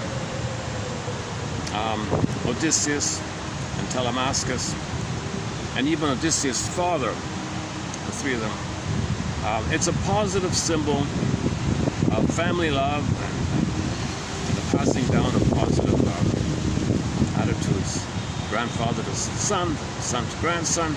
It's all very positive like that. In contrast to the figure of Laius,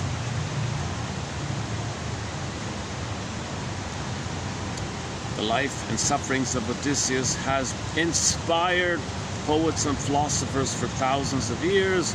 Odysseus is the central figure in two of the most important poems of humankind, the Iliad and the Odyssey by Homer.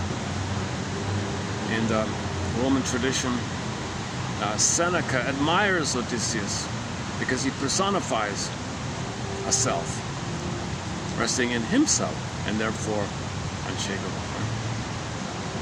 With this self-containment, Odysseus can resist the temptations of the senses and impulses. He symbolizes the triumph of the absolute man over the beastly nature.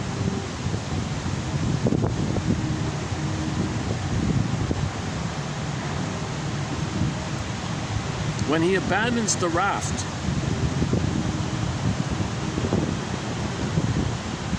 completely alone, when at last he abandons the raft he has built on the island of Calypso, this event is the turning point. The turning point. The turning point. So when he leaves Calypso, that's one of the turning points. Right? We find in the Laius and Odysseus family 2 different models, 2 different modes. Oedipus is unwanted. Telemachus is wanted.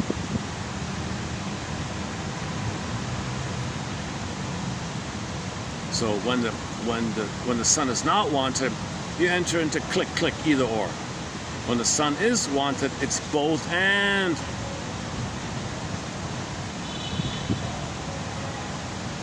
Okay, and when Oedipus was the king, he wanted everybody to admire him. This is because mother never mirrored him. He wanted audiences to praise him because mother never saw him. It doesn't work. So you can have people admiring you on stage. It doesn't translate to your mother seeing you. It doesn't work. You ask any pop star, movie star, you ask any rock star, thousands of people, millions of people stared at you and cheered you. You were still never seen, never heard by your mother. It doesn't convert.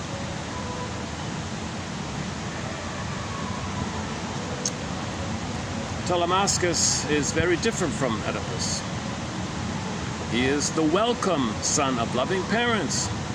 Therefore, he enjoys his father's protection, and he is able to grow up with a strong sense of identity. One may question whether the Laius-Oedipus family version has more universal and prototypical significance than the Odyssean-Telemachus family. Yeah, okay, there's a good sentence here. One may question.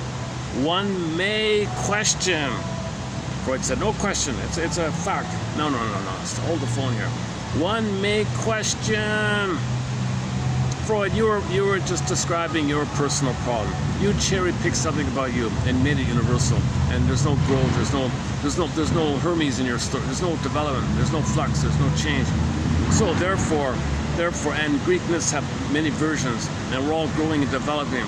So therefore, we may at least question whether this Laius-Oedipus family version has more universal and prototypical significance than the Odysseus-Telemachus family.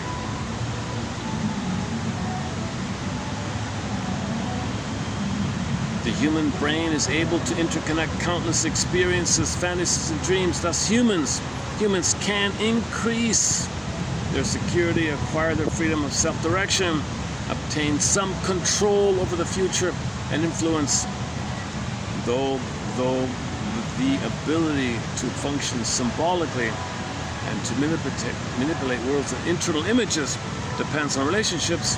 Human beings are freed from the consequences of actions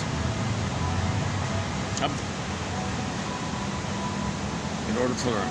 Okay, so humans can learn. Come on, Mr. Freud, we can learn. Yes, we have an animal brain background, and animals don't. They're kind of simple like that. But tens of millions or billions of years, we grew the cortex. You, sir, you have a cortex too, right? You're a good reader. You even got an award in literature. You're a very articulate guy. You have a very thoughtful, but he doesn't want. But you see the split, right? He's so pained by the mother, he thinks too much. So he's going by the pain part. He's going by the trauma to the survival brain. So he's not aware of it. Freud's got a blind spot. Odysseus is open-minded, open to learning. Freud is curious. And yesterday's quote was that maybe Freud was Odyssean. So is Freud more Odyssean himself? You kind of think so. Or is Freud really just a kind of a witty intellectual version of Laius? Think about the mess his children are in. Look at the mess with his children. You know.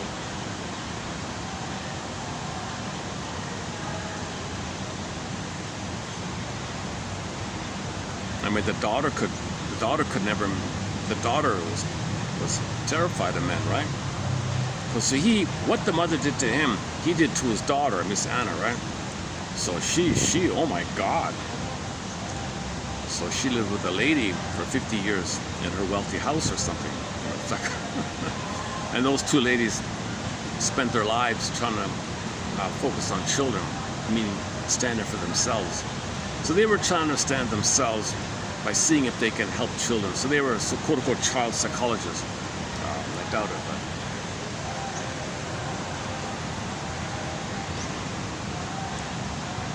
And then Melanie Klein came on the scene to fix things up, and it was a real resistance against Melanie Klein. Melanie Klein really corrected a lot. Melanie Klein, Karen Horney, Margaret Mahler, okay, those three in particular kind of set the course on a right course, set things on a right course. All three of those ladies were criticized, and the plunder system attacked them immensely. So they struggled a lot, those three. So we're very grateful to Klein, Mahler, and Karen Horney and company, Joseph, Helen Deutsch, a few others. And Masterson picked up Masterson and all the other ones. And the people who wrote the comic psychoanalysis, the Rod Serling, the Twilight Zone, you know, all the analytic, so things got saved a little bit. It's bound to happen. So there's an Odyssean quality about the subject of psychoanalysis. The subject of psychoanalysis is very Odyssean because it's growing, it's learning, it's developing waves and setbacks and waylays and attacks here and this and, you know, so the whole thing with psychoanalysis is a very Odyssean thing.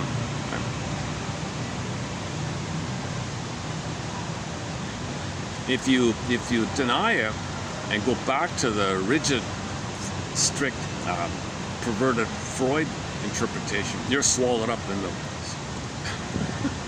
That's a sirener. You're swallowed up in the chapeau, so you lose yourself.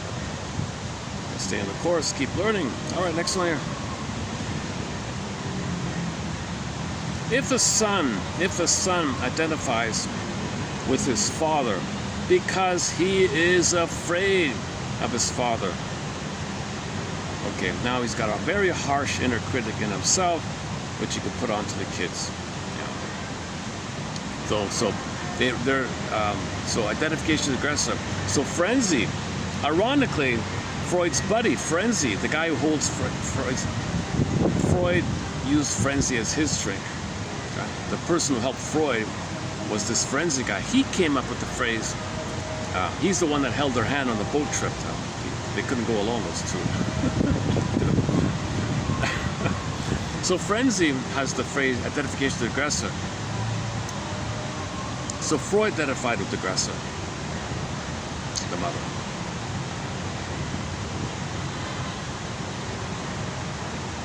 And the way not to know, and the way to protect the mother is to be an OCD control freak and be rigid about things. And to Barnett's topic about obsessiveness. Now the daughter identified him, and he's got the sadism of his mother, and to him, she picks up his sadism and she attacks herself. So she's afraid of men. Just like Freud's afraid of women, she's afraid of men. And Freud could manage to still be regular, have a wife, but not the daughter. So kind of got delayed, passed on to the daughter, right?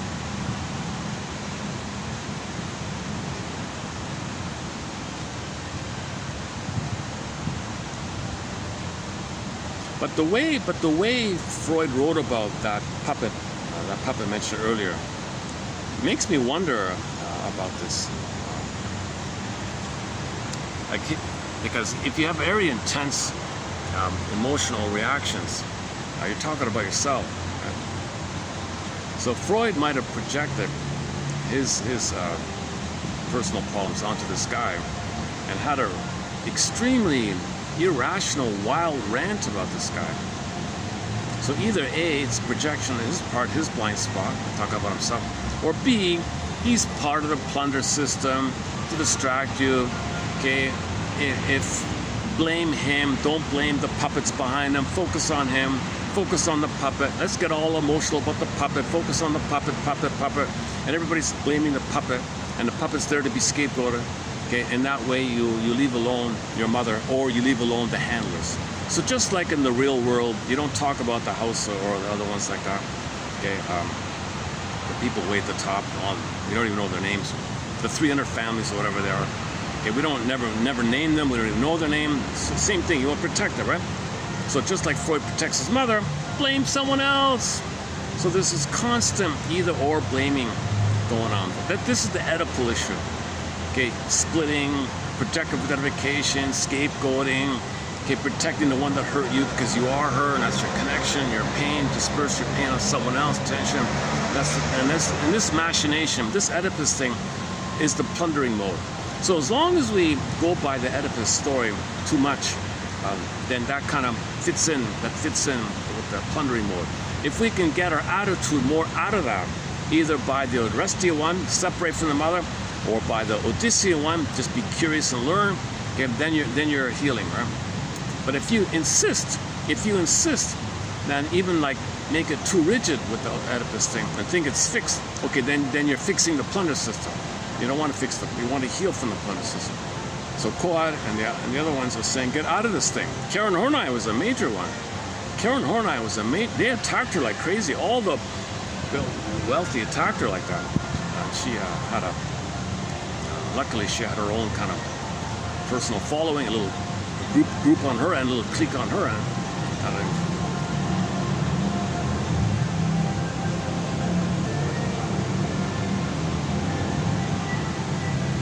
And all those people that attacked her, we have no quotes from them. They're gibberish what they said. It's all nonsense what they said.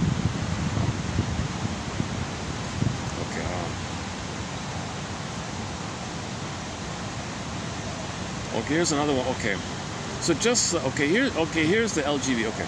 If a boy fears oneness with his mother, he is likely to develop a fear of relationships with women. This may, in some cases, turn into the LGB issue because, or when, or if the father is not around, absent, or too weak to impose himself between the boy and the mother. See, the father's got to intervene, be a wedge, pull him out. So the boy, mother, Dad, help me, pull me out. I'm being swirled in. Pull me out of this.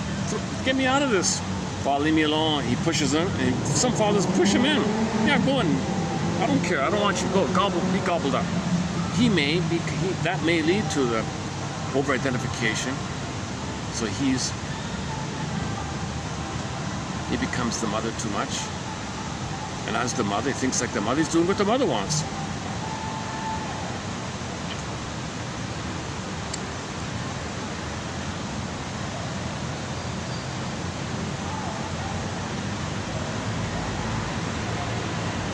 Where are we? Oh my goodness. This is not a very concise kind of article. Sometimes the German writers have a very lengthy, careful, obsessive way of talking, but sometimes they make a point, sometimes they don't, or they want to be rigid in making a point that doesn't make sense. That's a very common OCD thing, to talk and talk and talk at length in minutia and not make sense, but you feel important, and that's a way to make yourself feel important, but don't make sense and get away with it. Because if you do make sense, then you know the feeling that your mother hurt you. If you don't make sense, you don't get. That's a defense against the feeling that mother hurt you. If you're convoluted and if your words out, if you're fragmented in these kind of thoughts, double think and flip flop doesn't make sense, then you don't feel your mother hurt you. If you're coherent and have a kind of broader linking broader big forest for the trees. You see the forest for the trees, the spirit of the idea, the spirit of the law, the main message, the main idea, that could bring a feeling. So, okay. So let's let these people pass here. Wait, where are we here?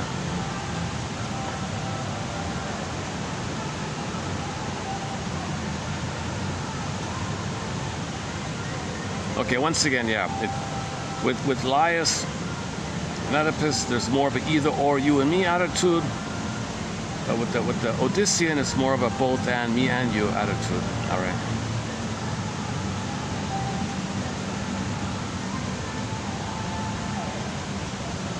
Transferred to the present-day society, the story of Oedipus shows us that individuals have to carry the burdens of intergenerational trauma.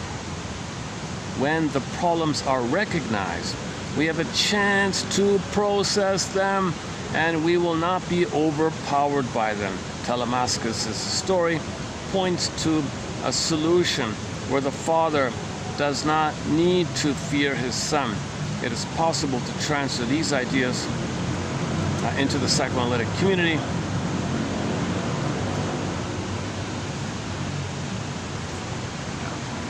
So he's saying the psychoanalytic community should be Odyssean, should be like Telemachus, and cooperate. There's a lot of bickering in the street. There's endless bickering and battles going on, right? So this Oedipus dysfunctional family system is within the analytic institutes, they say, to the point where I don't even think they exist anymore. It's all been taken over by the plunderers, right?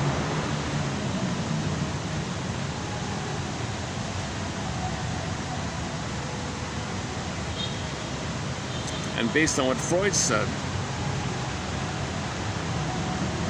that's why there's a huge promotion of LGBTism, because LGBTism does fit into the Oedipal issue, and the Oedipal issue is the either or plunder modality.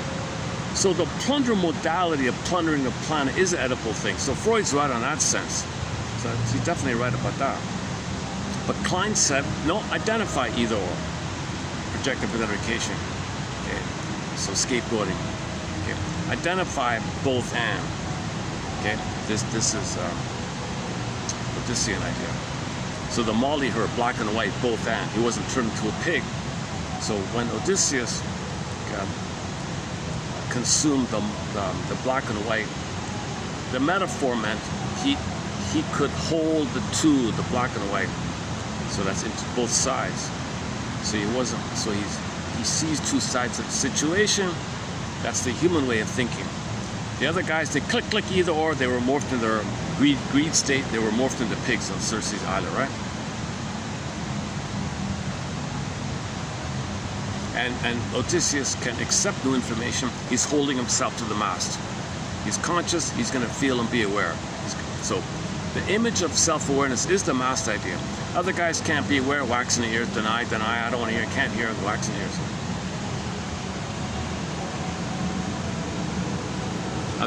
They even have summaries in German and Spanish of this article.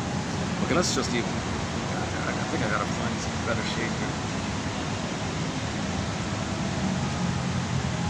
Let me play one of the new Tracy. Well, let me play the copyrighted one. Here's a new Tracy Bones song. As a break, let's try this. It's called "Can't Get Over You." It's a fun kind of upbeat song. Unfortunately, it's copyrighted, so you might not even hear it. Let's give it a try. Tracy Bone from Winnipeg.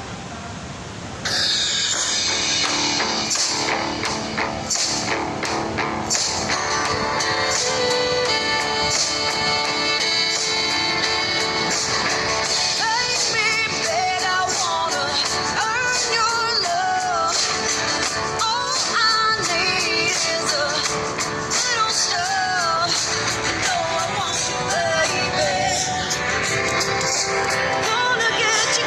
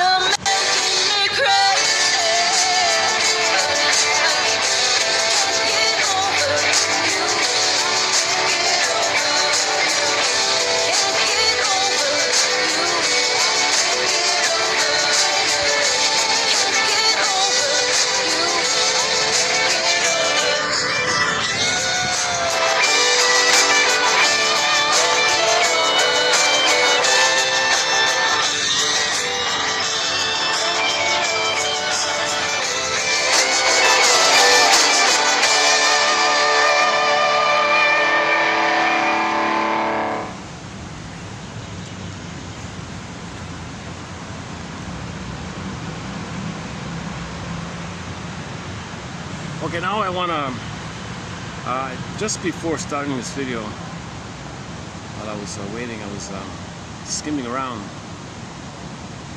and I haven't read this yet, other than the first paragraph, barely even that. But there's a book called In Midlife. In Midlife, Murray Stein. So hopefully in the future, we'll have some quotes from here. He talks about the Odyssey a little bit here. Okay. Okay, so this idea about the death rebirth motif. So when Odysseus creates a funeral, a ritual funeral for the death of his old self, he digs a ground, puts something about his old self, makes a mound and puts the ore there. That's the death of his old self. That old self is called the persona, the false self, okay, the pseudo self, the machismo act, okay, the lies, this aggressive acting out to protect yourself. Because now you have a vital self, you have a sense of self. You get your sense of self when you go on this journey. That's what the whole journey's about. You can find your home. You found this home. That's a death idea. So he also refers to this here as the persona. Okay, my client's resignation in the face of what he calls fate amounts to recognition that he cannot develop past the persona. Okay, so when people use the word fate, that means they're stuck with their social mask. They're stuck with pleasing their mother, saves it bittersweet. You're stuck with this role, this false self. That's what he means by fate. And you're repeating and you're stuck there, loyal to it, hoping for a better outcome. Eating cookies, thinking it'll be mother's love in the past. That's your fate? What the hell is that? Well, that's a persona. That's a mask you have.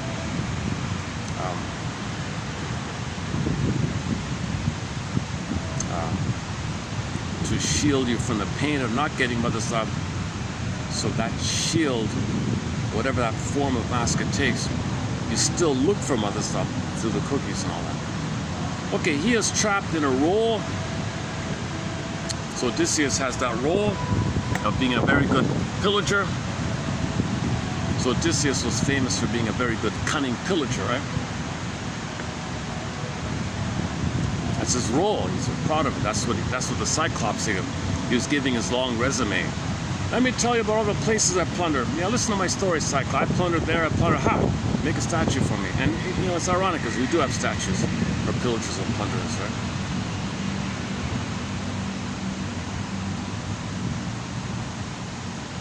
He is trapped in a role and an identity that, no matter where it takes him, must be followed.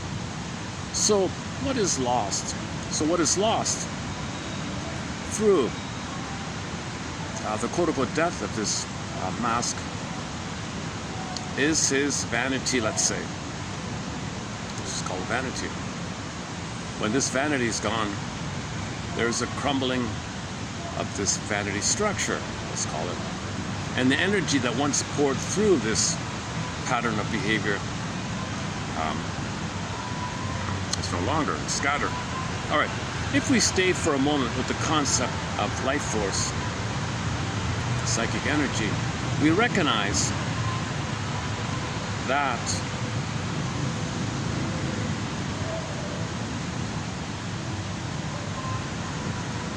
even in defense, there's a kind of searching.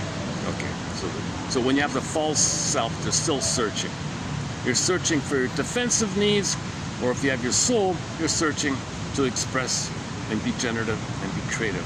So you're searching for a space to show yourself versus you're searching to be greedy.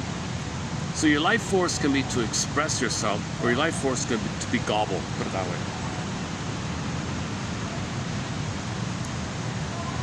Okay, this gobbling mode comes to serious crisis at midlife. A crack can open in this thing between who I now feel I am and who I have appeared to be in my own eyes and in the eyes of others in the past. So this now the please tell me who I am kind of question. When you ask the question, please tell me who I am, now it begins, right? The glimpse into this this question is scary. It's a scary thing. If you're vulnerable,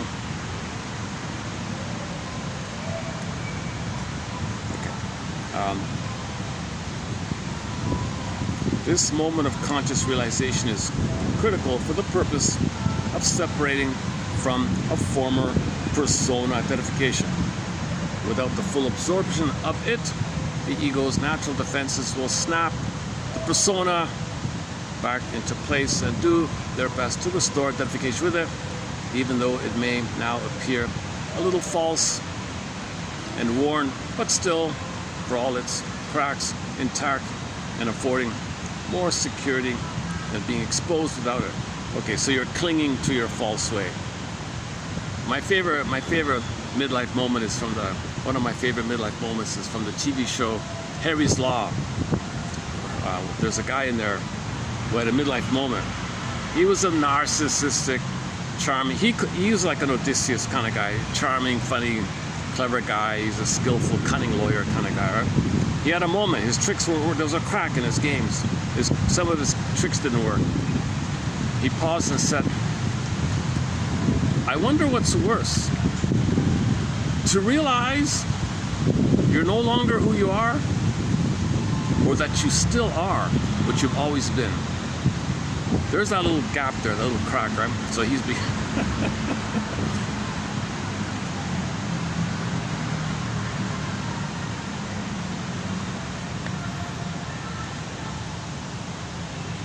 okay, and when you lose your false self, you feel scattered, you feel lost, you're on the raft, Odysseus' raft in the ocean, so you're lost. Okay, so all these feelings of being lost refers to this. A person may experience a critical defeat in midlife. Of course, without its resulting in some kind of full stop of inventory taking and conscious separation from an earlier persona identification.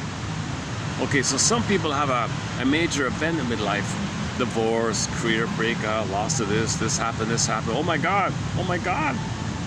But they don't do a full stop and reassess everything. They just kind of like, buy a red sports car, or just do something busy and just try to maintain it, just buy time to kind of like put a band-aid over, but keep your false persona, but put a band-aid and just keep going with the band-aid.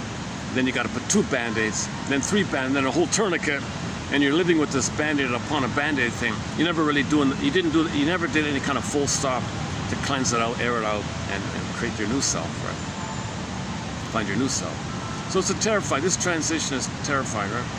Terrified at the prospect of facing the future without a familiar persona-linked identity. The client invents the illusion that nothing's really different. He or she will persevere in holding on to an earlier pattern even after it has long since outlived its usefulness and has effectively undergone demise.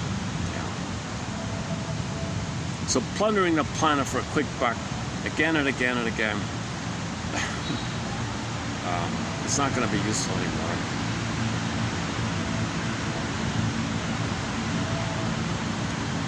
Or just any addict of some kind, maybe. Okay. So the death of this mask is not. So he doesn't really bury. He doesn't do the Odyssean thing with the ore in the sand, right? He doesn't bury it. Here, the quote unquote corpse of the false self, let's say, does not get buried, but is instead propped up. But this is no longer adaptive and a certain psychological stench, you see. If somebody had a midlife crisis and they insist on maintaining it, there's a certain psychological stench about them, right? So think about, and you see 60-year-olds with 20-year-old girls on their arm. There's a certain sort of stench about it, right? There's kind of a pathetic, oh, come on, grow up, find somebody you can talk to. Find an equal, someone you can talk to. He's still a kid like that. He still doesn't want to admit time. He's still trying to get mother's young love in the past. Yeah, that's a good one, right? Here, the corpse of the false self doesn't get buried, but instead is propped up. But this is no longer adaptive, and a certain psychological stench can be detected in this person's increasingly rigid, outmoded, and anxious behavior. If it's openly anxious, right? And then before separation has been completed, liminality. I think that's the Hermes. I think he means that as like a Hermes called it, like some flex kind of thing. Do I have here some? Okay, I gotta follow up on this one. Liminality begins like changing processes, like some kind of flowing, changing, fluxing, psychic flux. Some liminality begins. And then, before the separation is completed, liminality begins in the ego. Now you have freed up its identification with the form persona to float through this ambiguous period, is wrenched from its moorings and unable to bury the past, is convulsed by waves of remorseful nostalgia. Oh, that's a pretty good sentence by here. Okay, this book's not bad. That's a pretty good line right there. Yeah, page 34, chapter 2. I'm reading from chapter 2 here. That's a pretty good one, right? That kind of describes the Odyssey a little bit, right? So Odysseus is still holding on to the persona. I'm still a he-man. I'm still a macho man. I don't know what a real man is. I'm a macho man. I'm a macho, whatever, right? I'm an armor. Don't get to me. I'm aggressive because I can't feel or love or have tenderness or taboo on feelings. See, I'm so great. I'm so great. He's holding on to that. There's the waves and the crashes and mooring. Something's trying to fold, but the waves are crashing. He's trying to move, but he gets sets back. He can't move on. The wind blows him back. Setbacks here, and then delays there, and the raft, and the hurricane wrecks his boat, and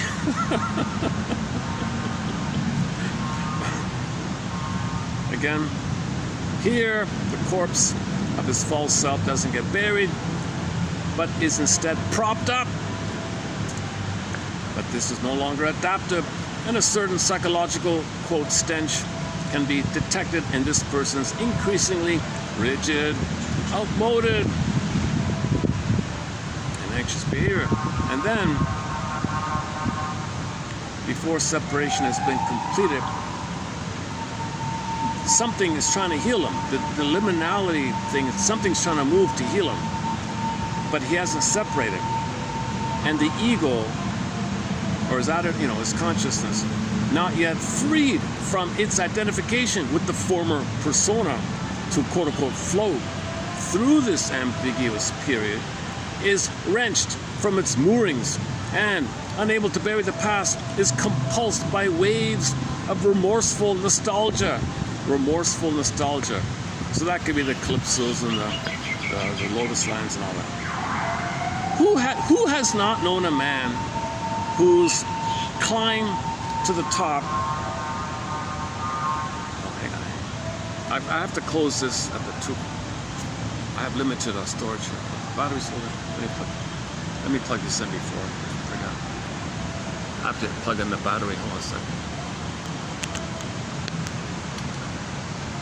Now, for the time being, my phone doesn't allow the switch over to the default chip. It's only the embedded one, which is only 2 hours and 40 minutes. So we'll wrap this up in about 30 minutes, right? I didn't speak well today. I'm really doing this on lack of rest. I'm kind of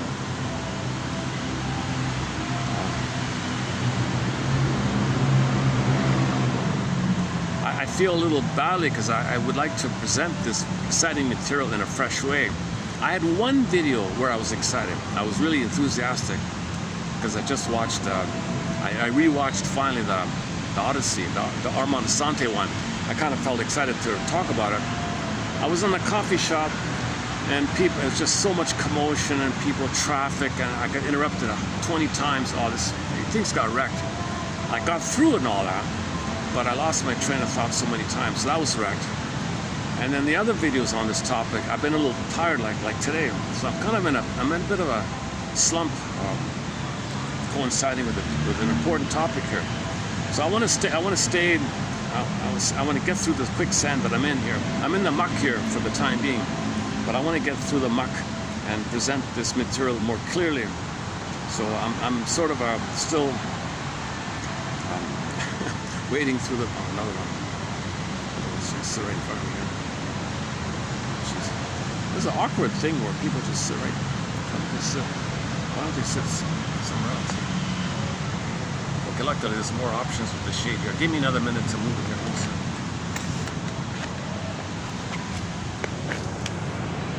Oh, let me play the song again. One second. We still have the song.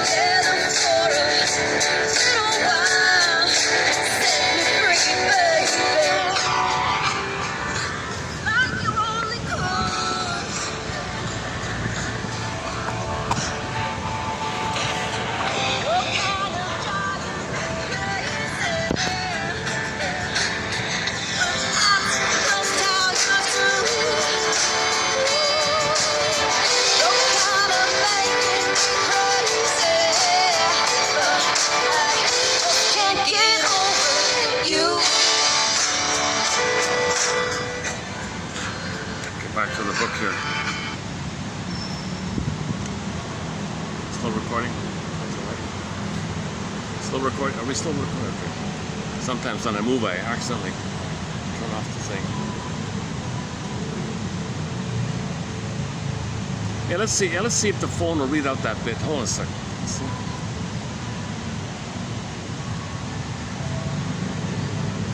It begins with a Hector. The client's name is Hector.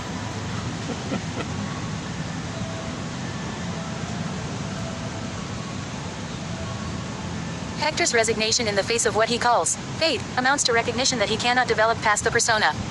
He is trapped in a role and an identity that, no matter where it takes him, must be followed. So what is lost through the death of Hector is the hero and the heroic ideal. When the hero is slain, there is a crumbling of defend. Burying the dead 33. Sieve structures, and the energy that once poured through this pattern of behavior is blocked or scattered. If we stay for a moment with the concept of psychic energy, libido, we recognize that the hero represents a specific configuration and movement of it. Libido moving dynamically forward, into sometimes adaptive and often defensive directions, but essentially in an expansive motion outward and forward.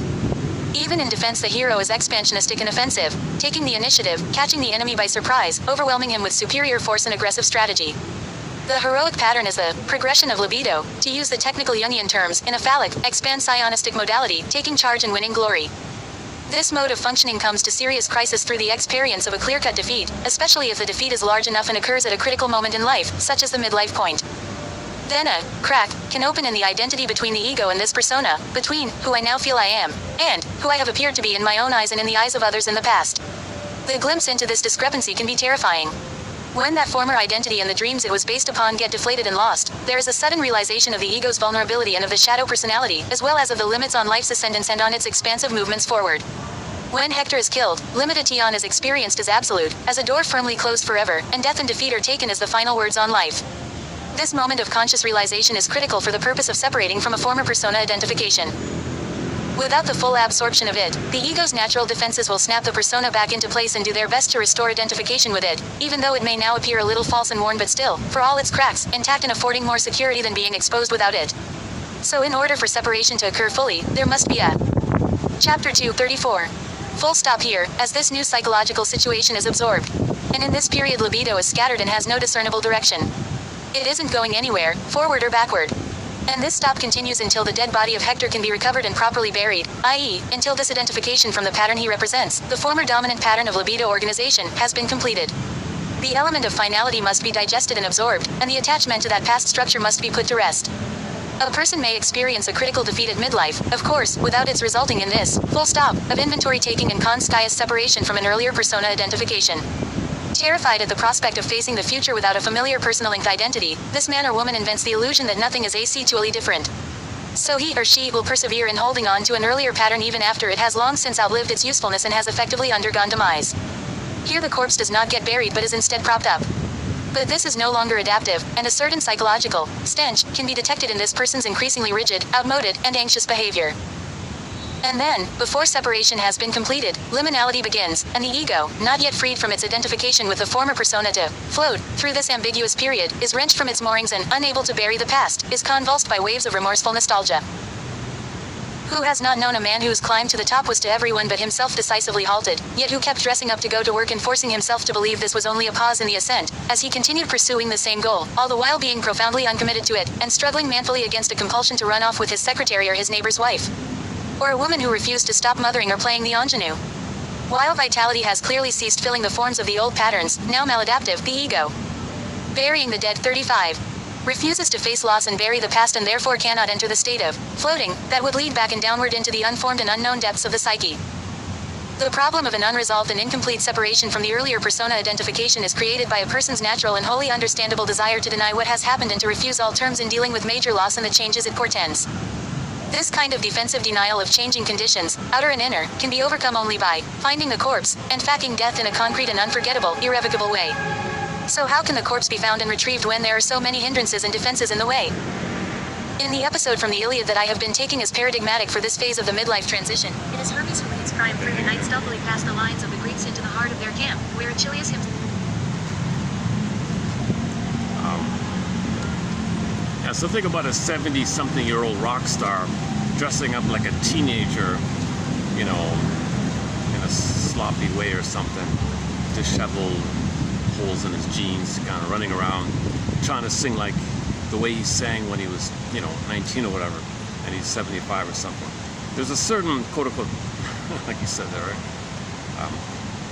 So musicians who mature and mellow and they're deeper, there's more feeling in their music, that's a sign that they're changing when they got older. Some of these characters are just old, stenched versions of the youth, right? Like they refuse to bury the false self. That's a good image, eh? When in Odyssey, he has to go to the field and bury the funeral of his old self and put the oar there, the symbol of his old way, the oar. The oar was a symbol of the plundering, so he put it there, and no one understood it. And so anybody who in midlife, they probably have to do some kind of ritual. They have to do something. They go somewhere, dig a hole, maybe, and everything that represented their old ways, like symbols of, you got to burn it maybe, and ashes and bury it, cover it, and then put a little flag on it, or like some kind of sign on it. It's dead. I'm not doing this anymore. Yeah. And it has to be it has to be like a feeling. It corresponds in a feeling way. If you're doing it thinking it'll affect your feeling, no way. You're lying to yourself. That's why the burying was at the end. That was the final thing that Homer gave, right? That was the final scene of the thing, right? Where was it here? Okay, we left at the stench part, right? Okay, in here the false self doesn't get buried. Instead, it's propped up. Psychological stench. And then, before he can find himself, something inside of him is moving, but his conscience is not ready to let the false one just flow through, kind of thing, and allow it. So he's kind of wrenched from his moorings and unable to bury the past, convulsed by the waves of remorseful nostalgia, holding on, remorseful nostalgia, inability to mourn, pathological mourning, chronic sorrow. I'm not letting go. No, I'm not letting go of my old way. Who has not known a man whose climb to the top was, to everyone but himself, decisively halted? So they call it the tragic beauty, right? The beauty. Isn't there a film about that? The woman was a beauty queen. She peaked in her career at 30 or something, then everything crashed. And then she lived in a mansion from 30 to 80 in that state, dressed up with her jewels, thinking she's a star. She never moved on. Was it Joan Crawford or something? Milford or what was it? I forgot.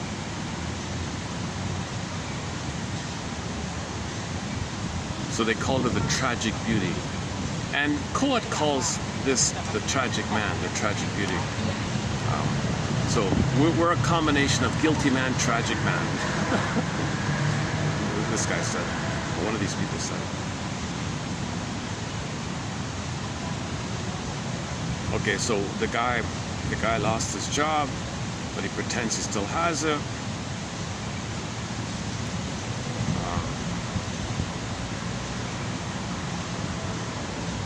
Okay, the red sports car maybe idea comes in at this point.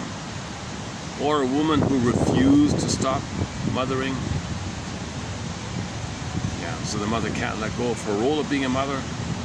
So she sets up in advance. No, you'll never be independent. So I can always play the role of mothering. I never let go of that role of mother. I want to maintain the mask of being an engulfing, smothering, demanding, clinging, demothering, possessive, controlling, dominating, mothering. Okay, so I'm going to set it up. They're going to hurt you, so you'll always turn to me so I can protect this armor of mine. But if he tries to separate, see, one guy tried to separate. He dated a girl, and she saw his girlfriend wore a black lingerie dress. That smothering mother went to the store and took and robbed the exact one herself to compete with her. See, I'm wearing the fancy, I'm wearing the sexy dress. The mother's doing this. Now, the point was she stole it, didn't buy it, because she's guilty and she needed help to break her. So she wanted to be caught, to have some kind of force to not let the son be free. She couldn't be free of the son, because she'd lose the son if you marry the young girl with the black dress. She wanted to wear the black dress, but wait a minute, I won't buy it. What if I steal it? Then that'll give me trouble, and that'll give my chance a little window to run away with his girlfriend.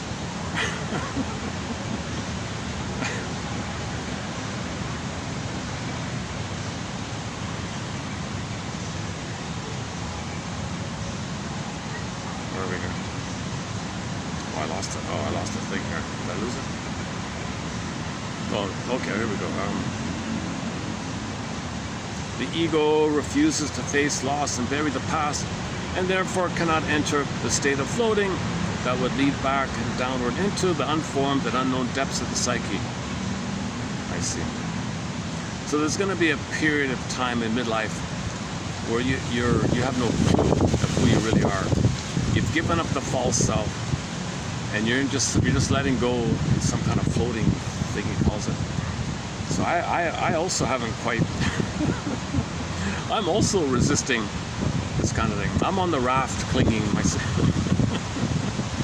maybe my struggle with this topic is reflected in my anxiety in delivering this topic. Like maybe I'm having an emotional reaction to this topic, so I'm not fresh in it. So my sluggishness in the past 5-6 videos on this topic, I started off fresh, really fresh, and then well, that might have just been all the interruptions. Or I'm using the interruptions as an excuse to resist this topic. So I'm feeling some unconscious resistance to fully following this topic myself.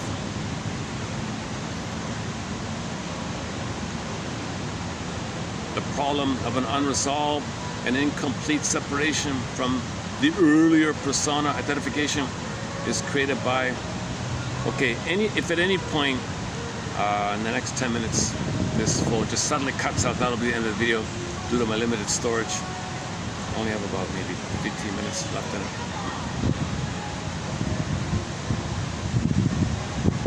Okay, it's understandable to deny, they get it. This kind of defensive denial of changing conditions, outer and inner, can be overcome only by finding this corpse of your false self and facing it in some clear, unforgettable way, i.e. the ore scene. So how can this corpse of the false self be found and retrieved when there are so many hindrances and defenses in the way? In the episode from the Iliad that I've been taking as paradigmatic for this phase of the midlife transition, it is Hermes. Okay, so there's something going on in your psyche, the organism, it's nature, something about nature that wants us to heal. That spokesperson of that something about nature that wants us to heal is called the Hermes spokesperson. Hermes is only a messenger who leads Priam through the night, stealthily past the lines into the heart of the camp where Achilles himself watches over. Okay, I don't know the story of the Iliad at all. Let's just leave it there. Let's just pause it there. All right. So I've now done 6 videos on the Odyssey topic. This is the sluggish. This is probably the, I would say 3 of these 6 were really disasters. 2 were just so. One was okay, I thought. So 1 out of the 6 videos I thought was okay. 5 of these videos, it's just my muddling through. So I want more clarity myself. I'm not going to give up on this. I want to stay with this topic. So I'll read more. I'll read more of this man's book here called In Midlife. I must have seen him like in midlife. I somehow dismissed it earlier when I saw it. I don't know. Maybe it's okay after all. I've got 2 copies of it. Here's a better copy. 1983 book. A lot of these Jungian kind of, I don't know. Let's see. Oh, here it is. Yeah, In Midlife. So I just found it this morning here. This book. Something must have turned me off on this book before when I first saw it, but I just found this book. Okay, midlife here. Okay, so in conclusion, empathy for your father if he's Laius, empathy for your mother if she's Jocasta, the truth that you didn't get their love, the facing and the finding of this truth is the Odyssean journey. Part of the Odyssean journey, part of this Odyssean journey is to lose the false self, but you're holding on, you gotta lose it, the true, false, you know, this whole back and forth journey, waves, ocean, lightning. So this is called famously known as the inner conflict. Okay, the real you and the false you. Not ready to let go of the false because you don't know the real yet. But maybe you can only find the real if you let go of the false. Oh my God. Hopefully you get some intuition called messages from within. That's the Athena, and that's the voice of the Athena, and Hermes and all that. Let's stay true to the course. One quote said, go easy on yourself if you do regress sometimes, but try to get out of it. So that's the image when in the Italian TV miniseries 1968, the guys were stuck on Lotus Land and they were spaced out. Odysseus had to physically drag the guys and tie them, another tying thing, tie them to the boat because they were all spaced out and having hallucinations and all that. So that's the idea. So this is the most conscious one, right? So you don't want. So those guys are in the whirlpool. So okay, so you have to pull them out of the whirlpool. That one there. How are we doing here? Maybe 10 minutes left. What time is it here? Already bad. Terrible lighting today. My goodness.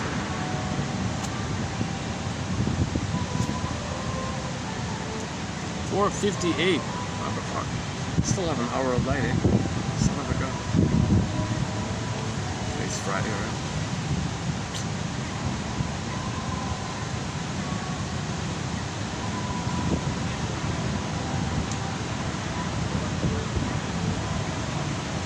Okay, stay with me. I'm going to have a clear, concise, good 2-hour overview, crispy, clear, condensed, clear presentation. That's my goal. I would like that for myself. I want to feel clear about it myself. I feel very muddled and mucky these past 6 videos. Parts of it I've been really clear. Parts of it not so much. Let's see. So once again, just to recap here. So 33. It begins with 33:52. And it goes to 6:33:50 if I don't change the numbers as it is at the moment. 2, 3, 4, 5. So we got five. I have 5 pages of quotes discussed just now. This one here is 6. I don't have any quotes for this stuff. I was just wanting to follow up on yesterday. And the Murray Stein one was an add-on.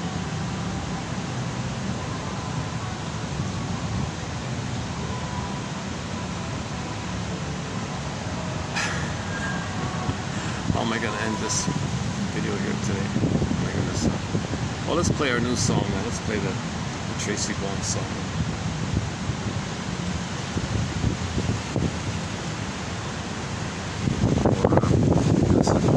Or maybe something else then. Why don't we do something else?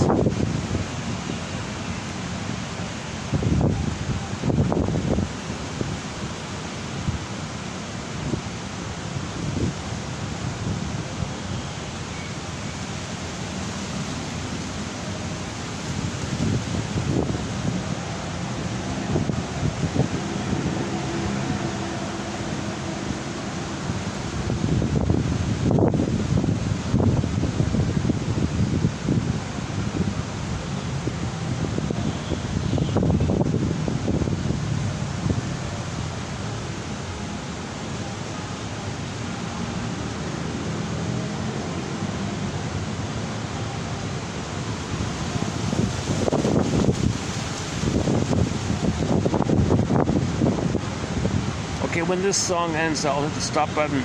Here's a song by the band Delirium, one called Fallen. Just a love song kind of thing. Or hang on, maybe something else. Hang on. What haven't we played in a while? Let's see.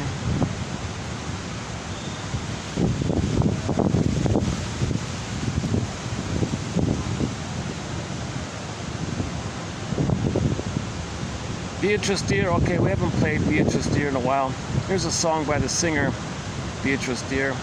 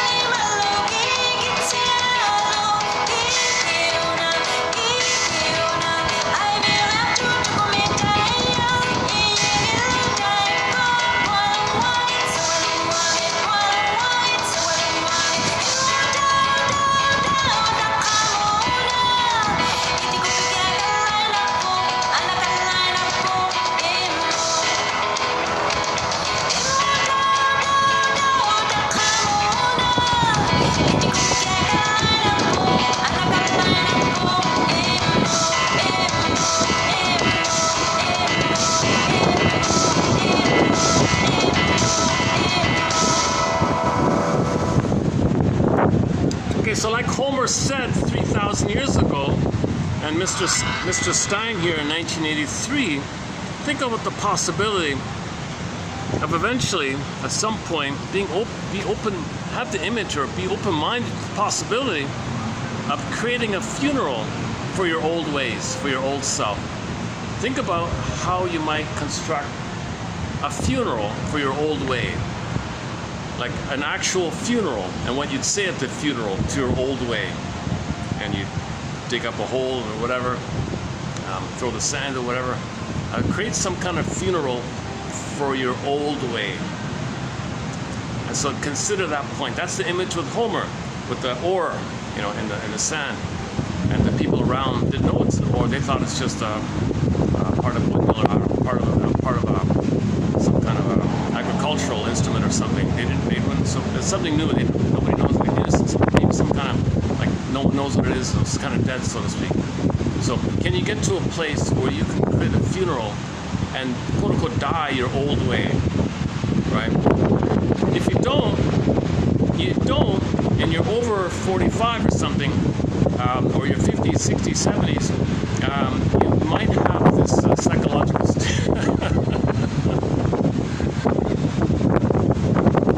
just a thought. Okay, submit for your approval consideration. To be continued. See you in the next video. Thanks very much.